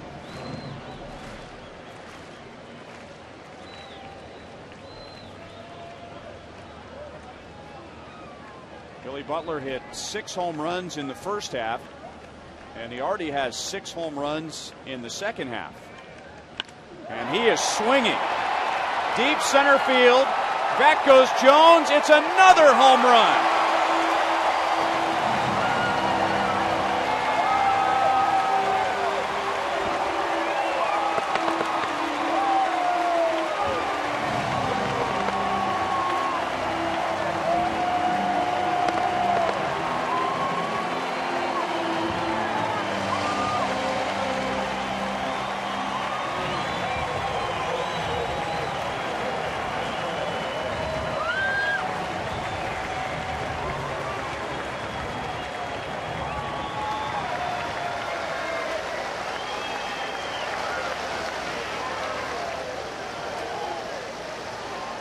If you're going to swing 3-0, you got to get the right pitch that you can handle, and he got a fastball out over the plate, and he didn't let up on this, and he drove this ball straight away center field, and he knew right away as soon as he hit that ball that he had a great chance of getting this ball out of the ballpark. J.J. Hardy running out from short. PA coming up, and he makes a basket catch to get Eric Hosmer. So he's 0 for 2 with a couple of walks. 2 down in the 7th inning. Let's look at Billy's home run stroke again. So we just take a look at it, 3-0 right down the middle of the plate and up in the zone a little bit. And Billy just drives it right back through the middle. That's his power alley right there, straightaway center.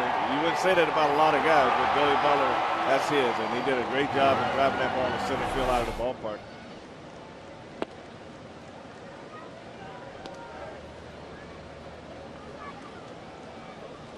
So Billy already with more home runs in the second half, and we're just a few weeks into it, than he had in the first half. 4 RBIs tonight, 5 in the series.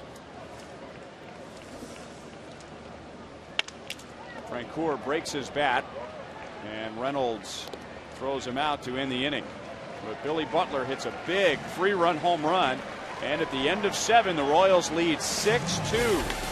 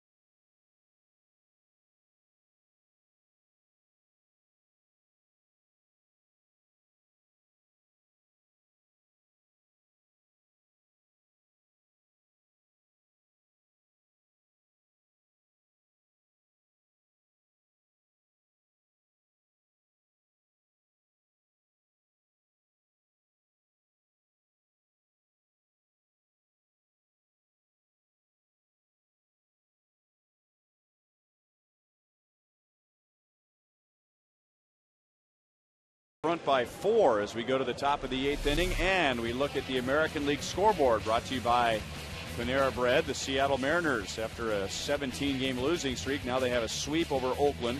Detroit is in front of Texas. Tigers lead the Central by 3 over Cleveland. They're tied with Boston. Tampa Bay in front of Toronto. The Yankees all over Chicago. Yankees have won 5 in a row. The White Sox have lost 4 straight. And Minnesota and the Angels later tonight. Luke Hochevar has retired the last 14. He has a season high 7 strikeouts, and he hasn't even thrown 90 pitches yet. He is trying to pitch more than 7 innings for the second time this year. He's gone 7 innings several times, but more than 7 once, and that was 8 2/3 against the Rangers on May the 19th. 2 balls, 1 strike on Mark Reynolds, and Luke really hasn't had a tough inning as far as pitch count. No more than 16 pitches in an inning. He has had 4 innings of 11 pitches or less. Backhanded by Navarro, and from the edge of the outfield grass showcases his strong arm. No, that's that shortstop arm right there. He just got his feet under him and just let it go. I mean, this is just chest high to Eric Hosmer over at first base. Backs up on it, gets a nice long hop, and lets it go. Luke's been doing a lot of that tonight. The Royals have played very good defense behind him. Fouled away by Matt Wieters.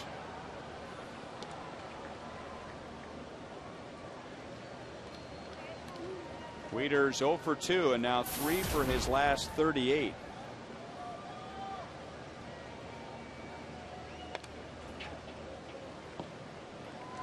Oh and 2. Yeah, Matt Wieters got probably the highest leg kick that I've seen on a batter this season. If you don't get that down in time, it's kind of hard to get it down when the ball's actually in the hitting zone. But you get that foot down late like that, that bat's going to drag. You can't get that bat speed that you want.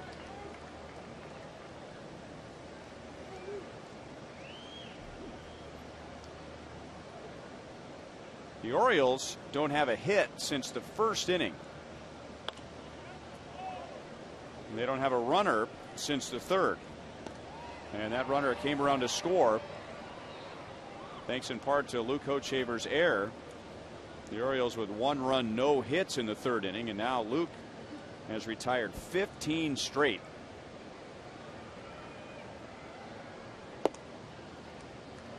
2-2 on Wieters.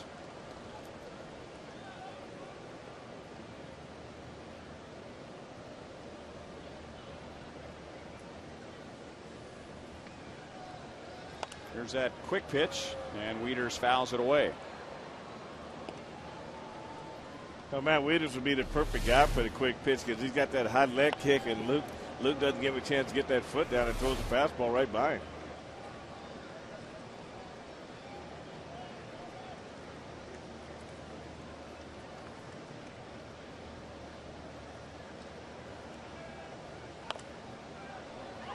Two and two. The rule on a quick pitch, technically it's an illegal pitch, but the umpires will judge a quick pitch as one delivered before the batter is reasonably set in the batter's box. So as long as Wieters is set and there's nobody on base, no risk of a balk by changing his motion, Hochevar can do what he's been doing over his last 10 starts or so, trying to disrupt the timing of the hitter.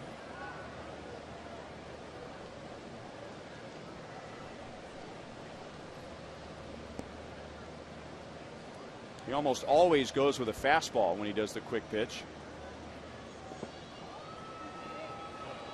3 balls and 2 strikes. The one thing with the quick pitch, and it is the fastball, you look for location of the fastball, but most times when he goes with that, the fastball is usually up in the zone. Sometimes you don't get that arm a chance to catch up and get it down for a quality strike. Gets diving on the right side, can't come up with the ground ball. So Wieters has a 1-out single to right, and that snaps the string of 15 in a row retired by Hochevar. And the Orioles have their first hit since the first inning. His fastball down, Wieters was able to get the bat head through and pull it on the ground between first and second, just ahead of the diving Chris Getz.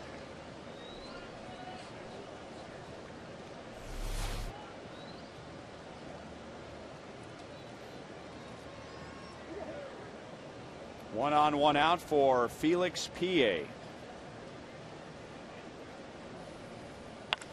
And that's drilled to right field. Francoeur was shallow, and it hits the very top of the fence. So PA just missed a home run. Looked like it hit the top of the padding and then up against that screen that's not even a foot tall. Second and third with 1 out. Well, Jeff Francoeur had virtually no chance to react to this line drive off Felix PA's bat. Yeah, the fastball right down the middle. I mean, he got extended on this ball, and when he first hit it, like a line drive to right, but it hit right at the top of the wall.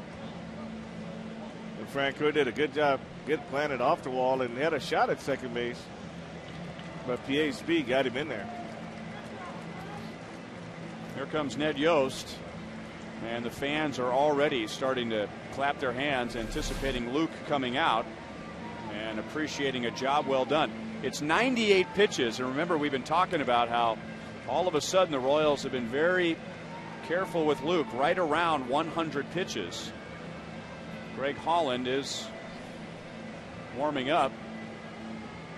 Now, an interesting thing happening here because of the time and the trip to the mound. Apparently the Orioles have looked at the replay of PA's line drive to right, and now Buck Showalter's out to talk to the umpires, so he might be asking for a review.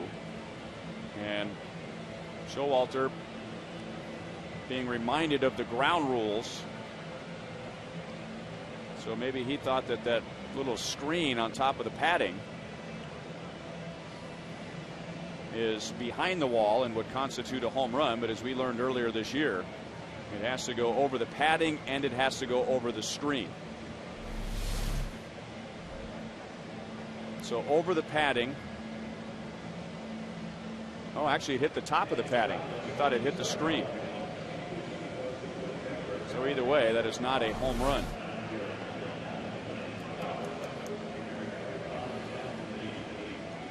Now they're going to review it anyway. And that gave Ned Yost a lot of time to allow Greg Holland to warm up in the bullpen if he's going to make a change.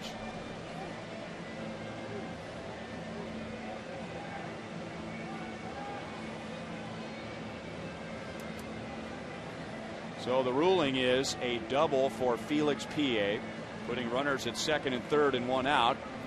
The Orioles are arguing that it should be a 2-run home run for Felix PA. Looks like either way, Luke Hochevers just faced his last batter. Otherwise, you figure Ned Yost would be back in the dugout. Back in the dugout, and it's waiting for a decision from the umpires.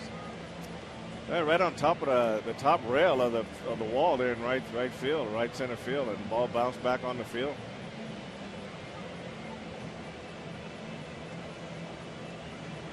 So we think in a moment, Buck Showalter's going to find out that it was a double, not a home run, and that he just helped out the Royals and gave Greg Holland more time to warm up in the bullpen.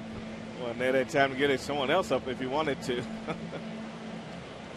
And the umpire's coming out and pointing 2 fingers, saying it was a double. And Ned Yost just completed the longest trip to the mound in Kansas City Royals history.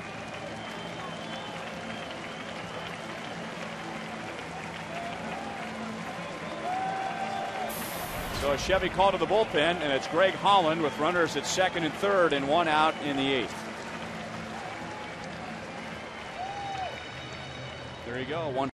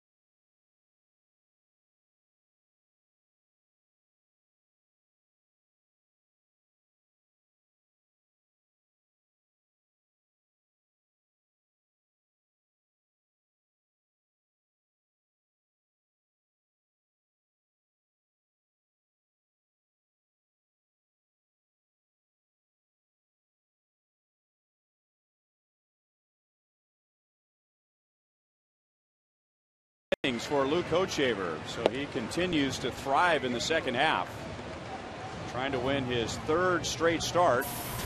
And now it's in the hands of the bullpen. Greg Holland comes on, and he inherits runners at second and third and one out. He has stranded 14 of 15 inherited runners this year, and the first man he will see is Robert Andino.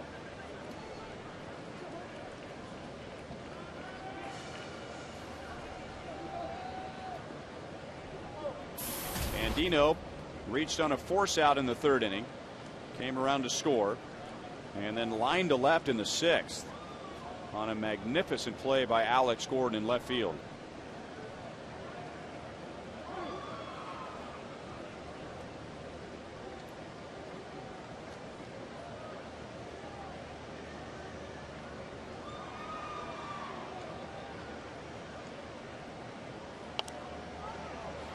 Fouled away by Andino.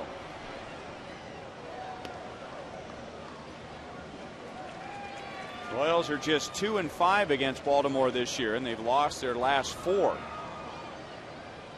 including being swept in Baltimore in late May. And at that time, after the Orioles completed the sweep, they were at 500, 24-24, and one of the surprise teams in the American League.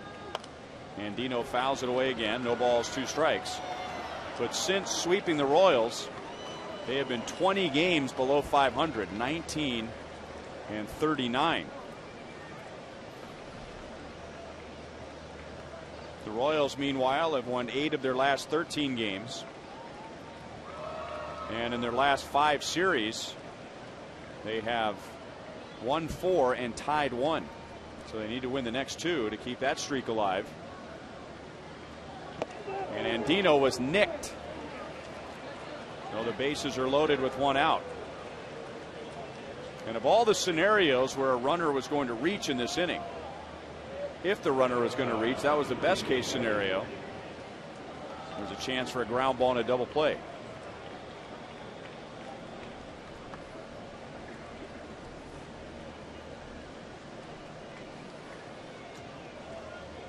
And that brings up J.J. Hardy. 0 for 2. He drove in a run with a sacrifice fly in the third inning. Fooled by a slider. 0-1. Yeah, Holland's got extremely good stuff, and you hate to see him put a batter on in that inning right in this. The first batter he faces on hit by a pitch, but he has good enough stuff to get a ground ball and get himself out of trouble. Took a splitter that time, and it's 0-2.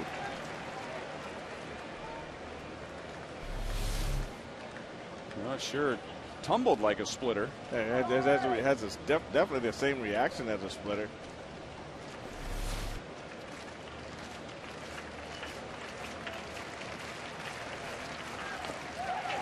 Just got a piece of it. Still no balls and 2 strikes. Ken Holland throws a fastball, curveball, slider, and a split finger. J.J. Hardy happy to see Luke Hochevar out of the game. Just 1 out of 13 against Hochevar. Bases loaded, 1 out. And he gets a strikeout with some heat.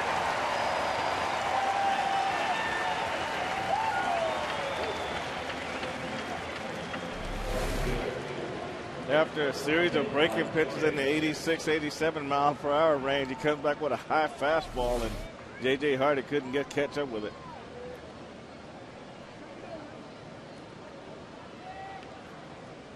Nick Markakis was 0 for 3 against Luke Hochevar, including losing a base hit on a fine play at short by Escobar in the third.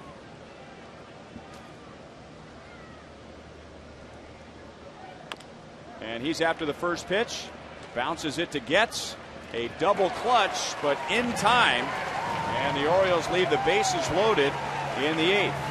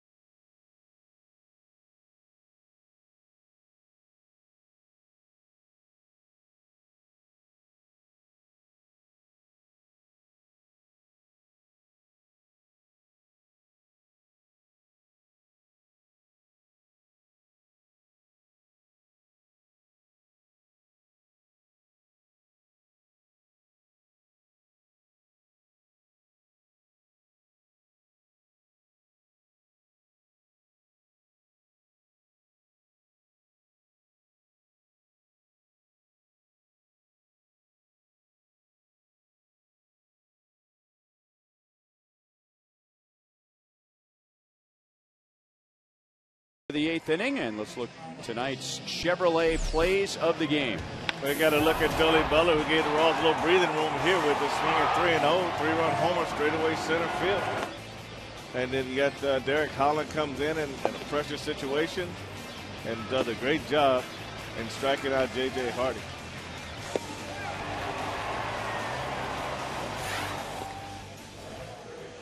Billy with 4 RBIs tonight. 5 in the series. He has hit in 9 in a row. And here we are on August 3rd. And Billy already has more home runs in the second half than he did in the first half. And Greg Holland picking up for Luke Hochevar. And now a Chevy call to the bullpen For the Orioles, it is Brad Bergeson. After the Royals scored 6 runs in 7 innings against Jeremy Guthrie.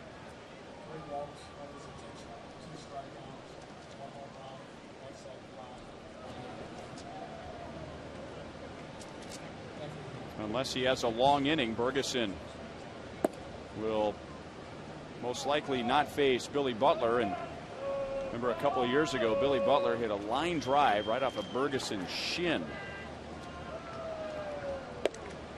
2-0 on Yamaiko Navarro. And in his Royals debut, a base hit, a walk, a run scored. And he's made a nice play at third base tonight. It's been a good night on defense for the Royals behind Luke Hochevar. 3 balls and no strikes.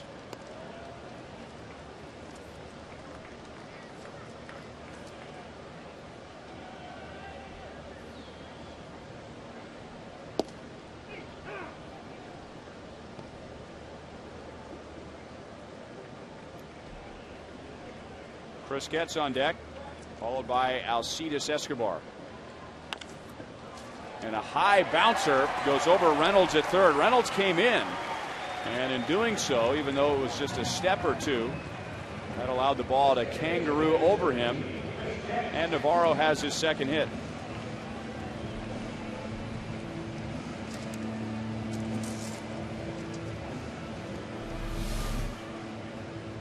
It's about that hard ground in front of home plate, and Navarro was able to beat the ball down on top of it, get that top spin, and it spun right over Reynolds' head there at third base out in the left field for Navarro's second hit of the night. That's the second time Navarro has taken advantage of that hard dirt out in front of the plate.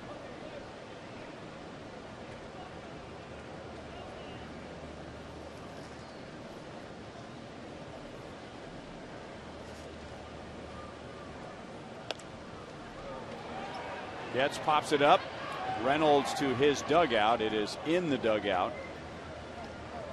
And it's 1-1 to Getz. 0 for 2 tonight with a run scored. Back on July 31st, 2009, Billy Butler hit a line drive off of Brad Bergeson's left shin, and how it did not break his leg, I have no idea.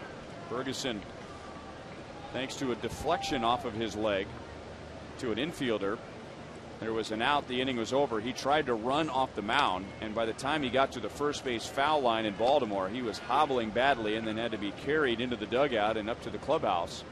He did not pitch again that year, and then had a bizarre injury the following offseason. He was taping a commercial for the Orioles promoting the upcoming 2010 season.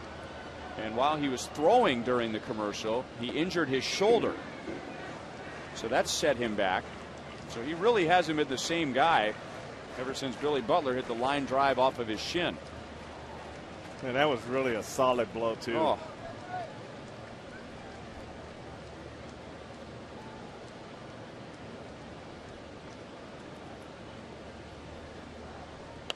Another foul ball by Chris Getz. Let's get a preview of Boulevard Royals live from Joel. All right, Ryan, a lot to talk about after this game. Manny Pena making his major league debut, and a memorable one. We'll review it. Luke Hochevar pitching one of his best games of the season. Jeff Montgomery will break that down. We'll hear from Ned Yost, player reaction, and take your text questions at 432-432, keyword live. That and much more coming up on Boulevard Royals Live. All right, thank you, Joel. Another foul ball from Chris Getz.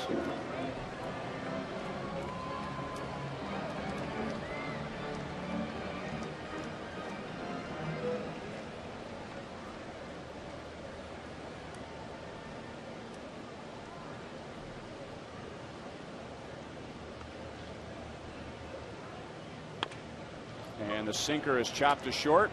Orioles get the out at second. No double play. Gets it first with one out.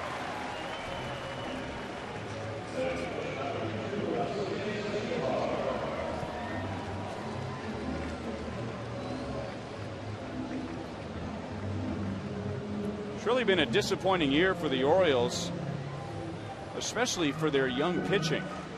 Thought to have some of the best young pitching in all the American League and something they were going to build around. Ferguson still trying to find what he had for most of the first half of 2009. Brian Mattis, a young left-hand pitcher, has had his troubles.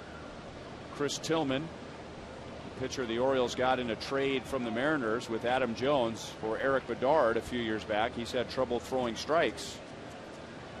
And Jeremy Guthrie, who started tonight, as Escobar picks up his third hit. Jeremy Guthrie, who we saw tonight, he is the only projected starter in spring training that's still in the rotation. Well, yeah, that'll take your team the other way in a hurry. When your starting pitching goes down, you just don't have anywhere to go. It's a struggle the rest of the way, and you can see how their record has demonstrated the injuries to their pitching staff. All three hits for Escobar tonight have either been up the middle or to right field as he continues to work with hitting coach Kevin Seitzer and refining his batting approach. Well, like I say, if he keeps that approach with a runner on first base, that hole over there is always open to him. If he can do that, his hits are gonna pile up a lot faster for him.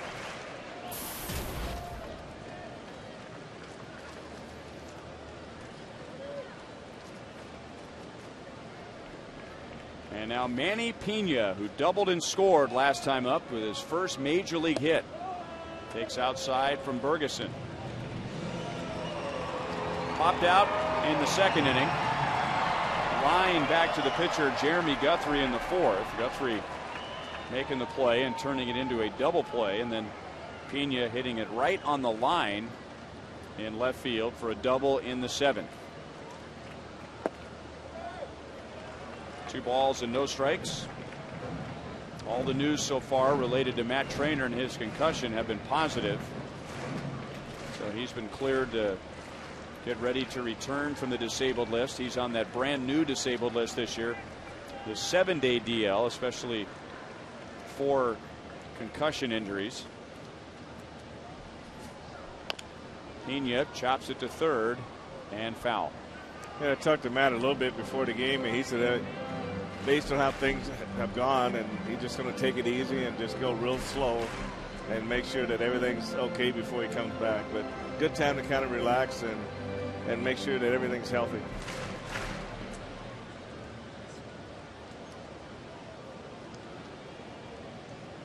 He's taking some hits this year. Man, I don't think there's ever been a year where 2 catchers between him and Brian Pena have taken more hits at the plate than this year. And Trainer's most recent Saturday night in Cleveland. And Matt Laporta running into the side of Trainer's head and knocking him unconscious.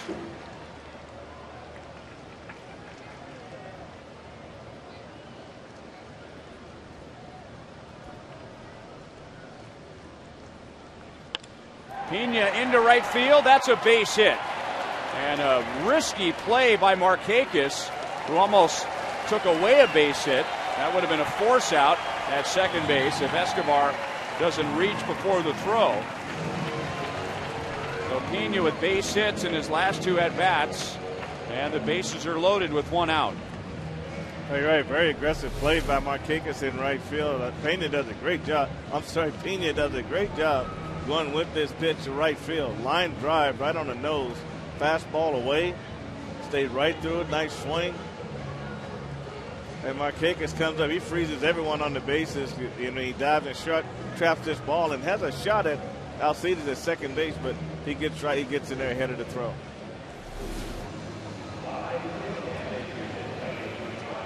Jojo Reyes, just claimed on waivers by the Orioles, will take over.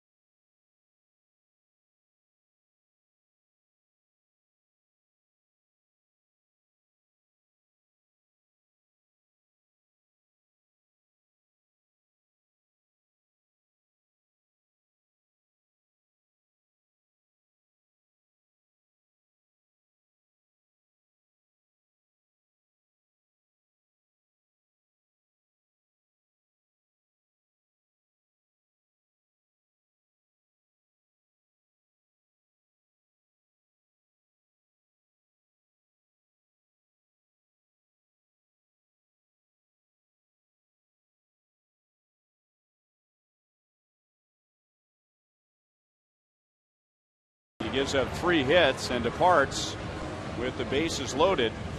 And it's Jojo Reyes, who was claimed off of waivers by the Orioles yesterday. So he's making his Orioles debut and will do so out of the bullpen. He made 20 starts with the Blue Jays and went 5-8. He was the winning pitcher for Toronto on May the 30th. He had gone 28 consecutive starts without a win, 28 in a row for that win on May the 30th. Originally out of the Braves organization. And he'll get Alex Gordon with the bases loaded, 1 out. Alex has 3 hits tonight, including 2 more doubles to give him 33. A little bit high for ball 1. 33 doubles is the second most in the American League. Alex still chasing Ben Zobrist of Tampa Bay. He has 34. Center field, not deep. And Jones coming up, gets tags, and he holds.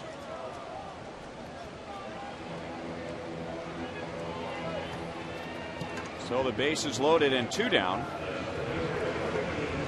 And an RBI chance for Melky Cabrera, who has 10 RBIs against the Orioles this year in his first 6 games.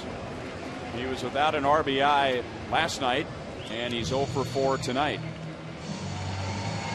Jojo Reyes last year was traded to the Blue Jays, a deal that also sent shortstop Junel Escobar to Toronto, and going from Toronto to the Braves, among 2 other players, was Tim Collins. And then a couple of weeks after that, the Braves made the trade with the Royals, and Tim Collins was sent to KC.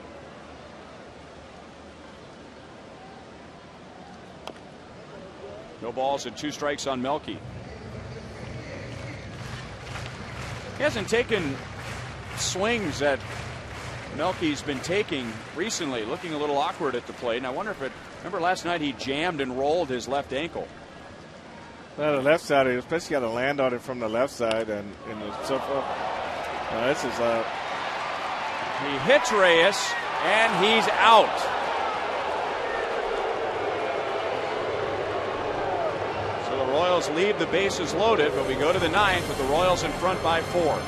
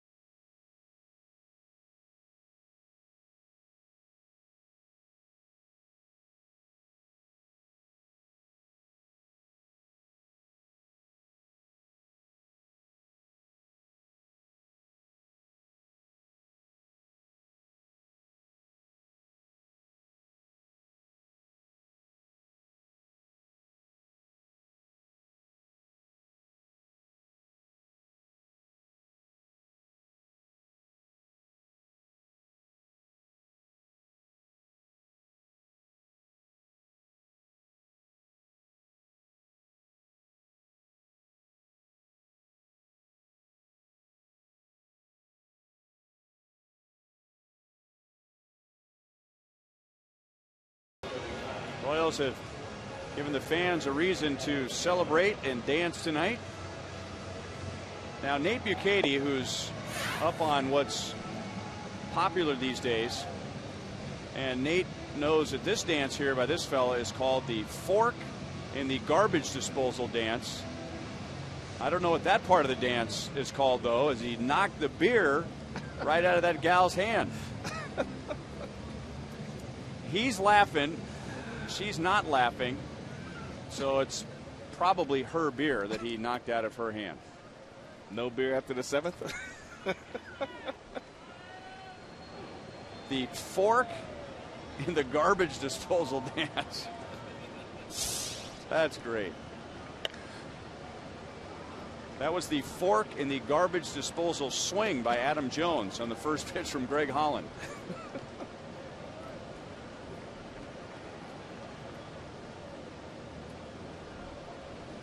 Jones has a double and a run score. That was in the first inning, and that was his best swing of the night. Left field, it'll carry, but Alex has a play, and Greg Holland has the first out of the 9th inning.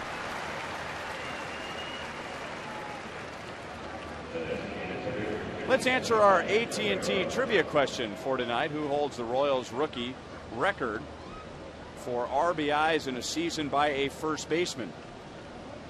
Frank went with Ken Harvey. And how about that? Eric Hosmer is just 1 RBI away from tying that. Ken Harvey also had RBIs as a designated hitter that year. 16 RBIs as a DH, 48 at first base. Guerrero pops it up. Hosmer says, "I'll take it." And with that agility around the bag, makes the play, 2 down. So Luke Hochevar 1 out away from evening his record at 8-8, allowing just 1 earned run in 7 1/3 innings. Greg Holland trying to get the last 5 outs. He has retired the last 4, and now will pitch to Chris Davis.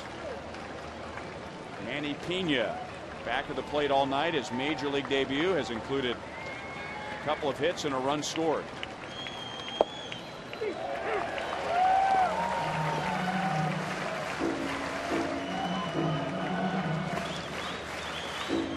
Chris Davis 0 for 3 against Hochevar with a couple of strikeouts. Hochevar finished with a season high 7 strikeouts. 1-1. I asked Ned Yost, being a catcher, about his big league debut in reference to Manny Pena, and I said, "Did you remember your at-bats more or behind the plate?" He said behind the plate. It was at Fenway Park, and the first thing he heard was, "Now batting, Carl Yastrzemski." And he realized he was in the big leagues. That is for sure. It was a blowout game. Of course, the Brewers were in the American League then, and they were at Fenway Park. The Brewers were way out in front. And Ned said it'll probably be the same for Pena unless he gets his first big league hit. Davis strikes out, and Pena throws to first. Almost got Davis. Pretty impressive throw. Hosmer doing everything he could to help him out. And Davis is on with the strikeout wild pitch. Well, just went off of Pena to his left, which would probably be better to go to the first base side. It hits right in front of the plate. He does the best he can to try to keep this ball in front of him. And he did a good job just letting go a strong throw. And it's nice to have a long, tall first baseman over there, too, that can stretch out and make this play a lot closer, like Eric Hosmer did. Now ball 1 to Mark Reynolds. 0 for 3 with 2 strikeouts. 9 strikeouts for Royals pitchers tonight.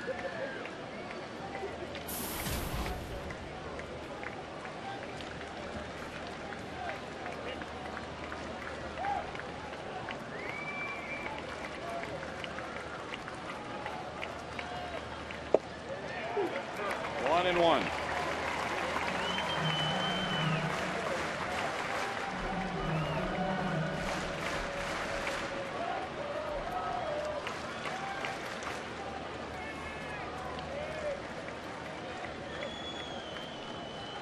Davis takes off. Royals don't pay any attention to him, and now it's 1 ball and 2 strikes on Reynolds.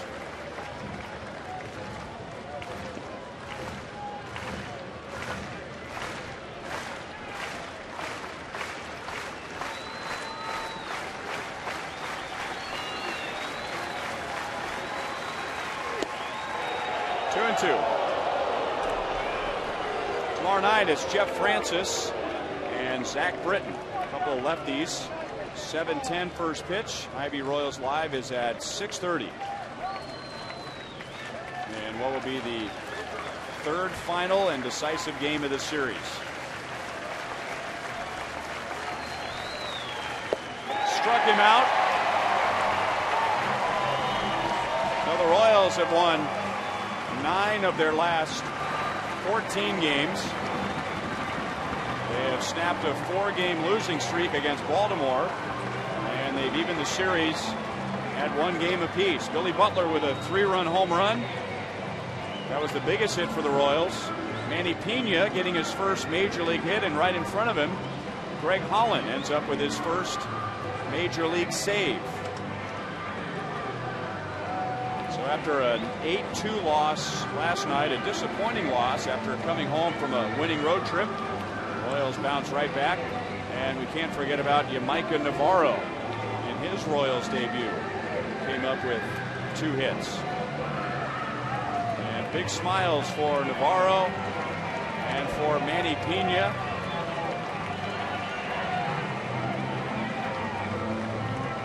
Luke Hochevar gets to 8-8 with the victories, won 3 in a row. He gives up 1 earned run in 7 in the 3rd inning, striking out a season high 7. So big night for several Royals, and let's go down to the field. And here's Joel Goldberg. All right, Ryan, thank you very much. We are joined right now down on the field by a pair of 24-year-old Venezuelans who combined for 5 hits for the Royals tonight. You're here, Alcides, every single night. You're used to this, but just tell me about that hit first off early in the game, knocking in a couple runs and the approach going opposite field.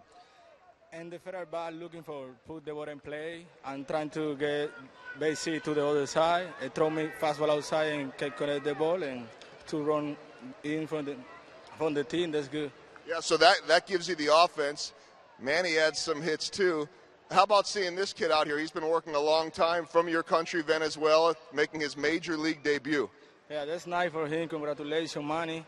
That's the first game in the major league. 2 hits. That's nice. All right, great job. The defensive play out there, you had the little pick. Does that make the cell phone? Is that a good enough play? Maybe tomorrow. Maybe tomorrow. All right, good job, Alcides. Thank you. All right, Alcides Escobar with 3 hits tonight. And now the player that got such a huge ovation from the crowd, Manny, you told me you walked in today and you were surprised to see your name in the lineup. What was this experience like playing in your first major league game? Oh, it's like good experience. When I see my name, then I know I can't believe it. So I call my family and they're so happy for everything. And that's good experience. So I gotta be ready for everything. So called the family back in Venezuela. You said your mom was crying, your dad was excited. What were the nerves like for you out there? We saw you go out there, shake the umpire's hand, and then you had to call a game. How nervous were you? So when I saw my name, the lineup, so I be, wow, so I'm on catcher tonight. So be relaxed, don't thinking too much. So do it what you can do in like 3 play, double A, and then don't be too much. Okay, so you go out there, you play your game, you catch, then you get your first major league hit, a double, and the crowd gives you a standing ovation. Yeah, it's amazing, man. When I hit my double, I saw all my team, like Cloud and everybody. Is something like special, man. Absolutely something special. Final thing, your pitcher threw a really good game tonight, Luke Hochevar. Tell me about that, catching Luke. You caught him in spring training? Not at all? No. Never. So first time, you saw him around the clubhouse, and that's it. Yeah, we got good communication. Never I called him, and he told me what he liked to do, and just practice a little bit in the bullpen and go take it to the game. And that's all it is. All right, great job. Congratulations. You'll remember this one forever. Thank you, sir. Appreciate it. All right, that is Manny Pena. And they're holding a Venezuelan flag here in the crowd as Manny Pena waves to the crowd as the Royals win it here at Kauffman Stadium.